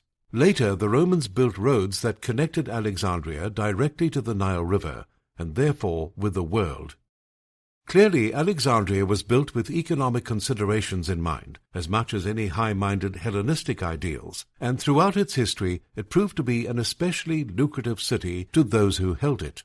Under the first few Ptolemies, Alexandria became just as famous for its economic output as for its intellectual achievements. Alexandrian merchants did business indirectly with India and China, as they exported grain, gold, papyri, and ivory, and imported such exotic items as silk and lapis lazuli.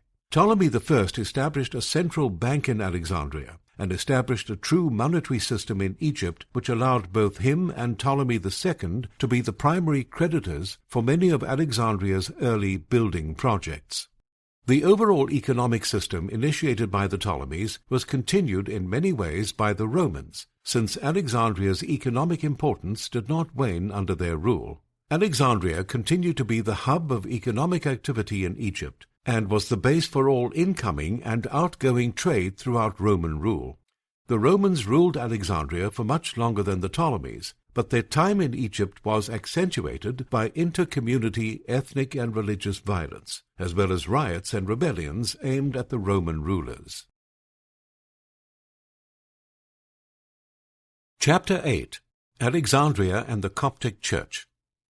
Beginning in the 1st century CE, Alexandria was gripped by a new cultural influence, Christianity. As Christianity spread throughout the Middle East and Europe and eventually became a dominant religion in those regions, Alexandria became a center, along with Rome and Constantinople, of early Christian culture and learning. Egyptian Christians, who became known as Copts, a name derived from the Greek word for Egypt, developed a unique culture that thrived under the Romans, Byzantines, and even later the Arabs, and still does today, as the Copts are the largest Christian community in the Middle East. Coptic history in Alexandria and all of Egypt is dominated by the fact that the Church and its followers faced centuries of oppression before gaining legitimacy.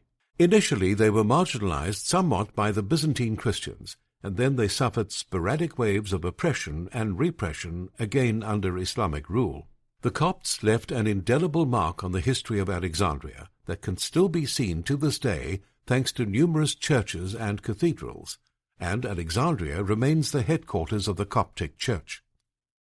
According to Coptic tradition, the Coptic Church, also known as the Egyptian Orthodox Church, was founded by the Apostle Mark in Alexandria sometime during the 1st century CE. When Mark walked the streets of Alexandria, it would have looked much as it did under the Ptolemies. The lighthouse of Alexandria would have been the main attraction, the ports would have been bustling, and the Library of Alexandria would have still been open, although it had suffered damage during the reign of Cleopatra VII. The Copts wasted no time building cathedrals in Alexandria, Cairo, and Luxor, as well as monasteries in more remote locations. The early Egyptian Christians also quickly established a hierarchy within their church, with Alexandria as the seat of ecclesiastical power. The dates of the first few popes of the Coptic Church are uncertain, but Demetrius I, the 12th documented Coptic pope, is known to have held the office from 189 to 231. The leaders of the Church also spent the first 2 centuries of its existence establishing its theological orthodoxy relatively unimpeded by the Roman authorities. Of course, this is not to say that there were never any problems between the Romans and Egyptians in Alexandria or anywhere else in Egypt, because many conflicts, often due to cultural misunderstanding, are documented by ancient historians. Diodorus wrote about one riot that broke out after a Roman soldier killed a cat. So deeply implanted also in the hearts of the common people is their superstitious regard for these animals, and so unalterable are the emotions cherished by every man regarding the honor due to them, that once, at the time when Ptolemy, their king, had not as yet been given by the Romans the appellation of friend, and the people were exercising all zeal in courting the favor of the embassy from Italy, which was then visiting Egypt, and, in their fear, were intent upon giving no cause for complaint or war, when one of the Romans killed a cat, and the multitude rushed in a crowd to his house. Neither the officials sent by the king to beg the man off, nor the fear of Rome, which all the people felt, were enough to save the man from punishment, even though this act had been an accident. For the most part, such incidents, and the violence that accompanied it, were the exception, not the rule, as Romans and Egyptians lived fairly peacefully alongside each other in Alexandria and Egypt. The Romans were also fairly tolerant towards the early Coptic Church, but that changed in the 3rd century. The 3rd century AD was a particularly difficult time in the Roman Empire, as the economy began to crumble and various subject peoples began to assert their independence. Each emperor dealt with the situation he faced differently, but beginning with the reign of Septimus Severus, ruled 193 to 211, the persecution of Christians in Alexandria became routine. One of the most repressive decrees that Septimus Severus issued was the prohibition against conversion to Christianity. The prohibition against conversion was followed up during the reign of Valerian, 253 to 260, with a decree that forced all Roman subjects to offer sacrifices to the gods or face severe penalties. The decree led to widespread resistance by church leaders and laypeople alike. The Coptic pope at the time, Dionysius, pope from 247 to 264, was imprisoned and exiled to Libya. The persecution that the Coptic Church suffered resulted in a number of martyrs being officially proclaimed by the Church, which even included the Pope Peter I, 300 to 311. Rome's war against the Coptic Church reached a fever pitch when the Emperor Diocletian, ruled 284 to 305, came to Alexandria. Diocletian was an ardent follower of the Roman gods, and for the most part he cared little for the Coptic Church, one way or another. However, in 297, Diocletian entered Alexandria with his legions in order to put down a revolt in the city, caused by his taxation policies. As Diocletian came into contact with numerous Copts first-hand throughout Alexandria, he developed a hatred for them, based primarily on the fact that they did not recognize him as Divus, a divine ruler. In order to rectify the situation, Diocletian issued an edict on February the 23rd, 303, that stripped Christians of social rank and called for the churches to be destroyed and Christian manuscripts burned.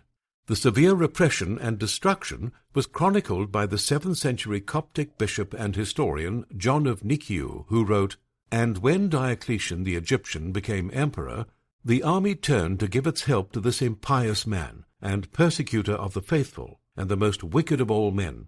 But the city of Alexandria and Egypt declared against him, and refused to submit to him. And he made himself strong to war against them with a numerous force and army, and with his 3 colleagues in the empire, Maximian of a wicked stock, Constantius, and Maximian Galerius. And he went down into Egypt and made it subject to him, and as for the city of Alexandria, he destroyed it." Diocletian's repression of Christian Alexandria left such an impression on the oppressed community that in the 4th century they began to mark the year 284 as the beginning of the era of Diocletian. The Coptic Church truly experienced severe repression and oppression in the 3rd and early 4th centuries, but its rich history and influence on Alexandria involved major contributions to early Christian theology. After Diocletian's oppression of Egypt's Christians had ended, the Coptic Church was free to develop its theology and culture in peace. The Emperor Constantine, ruled 307 to 337, officially ended the persecution of Christians in the empire, and even returned privileges to the clergy that had been taken away by Diocletian. Late in the reign of Constantine, the Coptic Church played a role in the development of what would become the basis of modern Christianity, when they sent bishops as representatives to confer with ones from Rome and Constantinople in the city of Nicaea in 325. Constantine had called the church representative to Nicaea, which was a city located in Anatolia, now Izmir, Turkey, in order to condemn the Christian sect known as Arianism, which held that Jesus was not divine.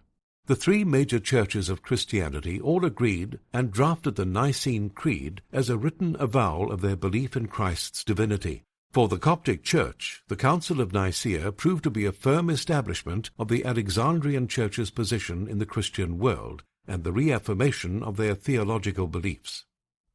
Although the Coptic Church's position in Alexandria, Egypt, and the world was established with the Council of Nicaea, old religious habits and beliefs were slow to die in Egypt. A sizable pagan community remained in Alexandria after the Roman Empire was officially divided into halves in 395. Alexandria, which was in the eastern half, was ruled by the emperors in Constantinople, who would later become known as the Byzantine emperors. Religious life for the Copts in Alexandria during the 5th century was free of persecution, since the Eastern Roman emperors were Christians. But it was during this period that the leaders of the Coptic Church began to focus their attentions towards the followers of the ancient gods who lingered in Alexandria. While Theophilus, 385 to 412, was the Pope of the Coptic Church, he actively pursued a program of persecution against the old gods.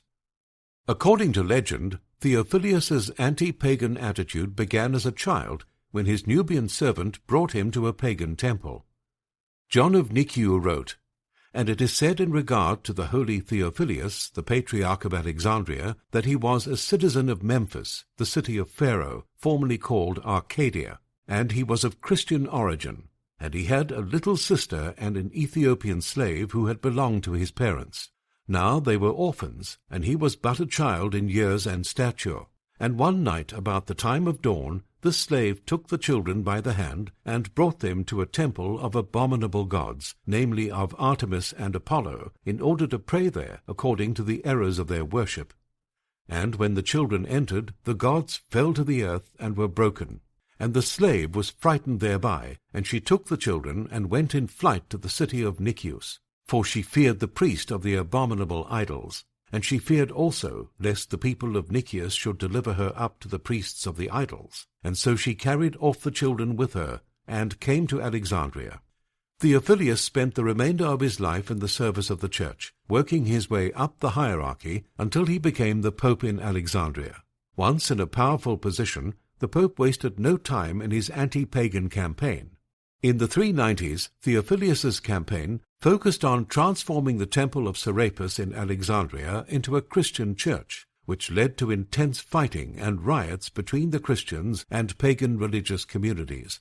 According to John of Nikiu, Theophilus had the temple of Serapis, known as Serapeum, destroyed, and a church built on its ruins that housed the relic of St. John the Baptist's bones.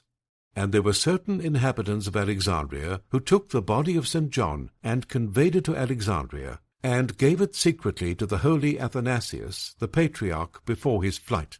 And he conveyed it and placed it secretly in the house of a magistrate, one of the greatest people of the city.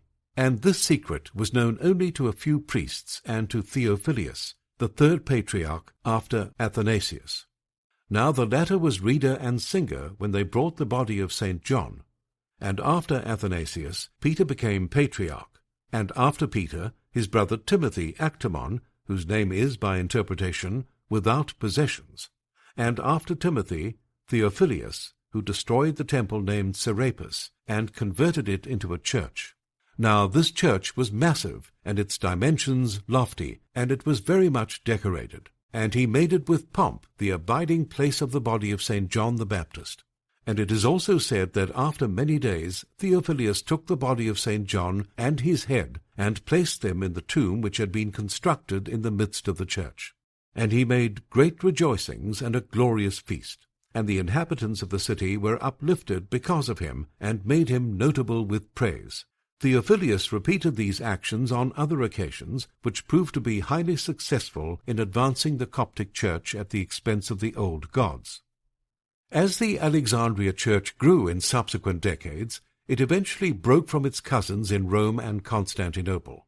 In 451, representatives from the churches in Alexandria, Rome, and Constantinople met once more, this time in the Greek city of Chalcedon, in an attempt to reach compromise on some important theological issues. In particular, the churches in Rome and Constantinople advocated the idea that Jesus was of two natures, both human and divine, simultaneously, while the Alexandrian Church held that Jesus was of one nature that was both human and divine. The theological difference may seem like a split hair to most people today, but in the 5th century, theological differences were intricately intertwined, with influence over secular powers, and since Egypt was essentially a colony of the Byzantine Empire in 451, its rift with the churches of Rome and Constantinople at the Council of Chalcedon left it on the outside looking in. The Coptic Church did not relent on its theological ideas, which resulted in an attempt by the Byzantine emperor to place a man in the highest office in Alexandria that was closer to his beliefs. As John of Nikiu wrote, the move resulted in violence throughout the city. When the Emperor Leo heard of the disturbances which had taken place in Alexandria, formerly in the days of Marcion, and of the massacre that had been occasioned by the Council of Chalcedon, and of the restoration of the true faith in the one nature of Christ, and of the slaughter of Proterius, bishop of the Chalcedonians, because of it. For this bishop, who had formerly been the ecclesiastical procurator in Alexandria, was consecrated bishop by the Chalcedonians, when he signed the imperial rescript, but the orthodox population rose against him and slew him and burned his body. After the smoke had settled from the Council of Chalcedon, followers of the Coptic Church began to be referred to as monophysite, one naturist, although the term is today viewed as derogatory by modern Copts. Despite the differences with Constantinople, the Alexandrian Church was allowed to function according to its own beliefs, and as a result, Alexandria became a center of learning once more. In the late ancient world, the Alexandrian Church built one of the most renowned theological academies, known as the Alexandrian Catechetical School, which attracted students and scholars throughout the Christian world. Neoplatonic philosophers continued to study and write in Alexandria, but by the 6th century they were increasingly marginalized, and sometimes even persecuted by the growing power of the Coptic Church. Eventually, the fairly benign rule of the Christian Byzantines gave way to the Arab-Muslim conquest of Egypt in 642. According to John of Nicaea, Benjamin, 626 to 665, who was the Pope of the Coptic Church during the Islamic invasion, blamed the situation on the immorality of the Byzantines. John wrote, "And Abba Benjamin, the patriarch of the Egyptians, returned to the city of Alexandria in the 13th year after his flight from the Romans, and he went to the churches and inspected all of them. And every one said, 'This expulsion of the Romans and victory of the Moslem is due to the wickedness of the Emperor Heraclius, and his persecution of the Orthodox through the Patriarch Cyrus. This was the cause of the ruin of the Romans and the subjugation of Egypt by the Moslem.'" When the conquering Muslim general Amr entered Alexandria in 642, he was impressed with a marble building that still stood from the Ptolemaic period and the intersecting streets. Despite the impression Alexandria made on Amr, after Islamic rule extended into Egypt, Alexandria was relegated to a backwater, and the Coptic Church suffered through new periods of oppression. That was Ancient Alexandria, the history and legacy of Egypt's most famous city by Charles River Editors, narrated by Colin Fluxman. Copyright 2016 by Charles River Editors. Production copyright 2016 by Charles River Editors.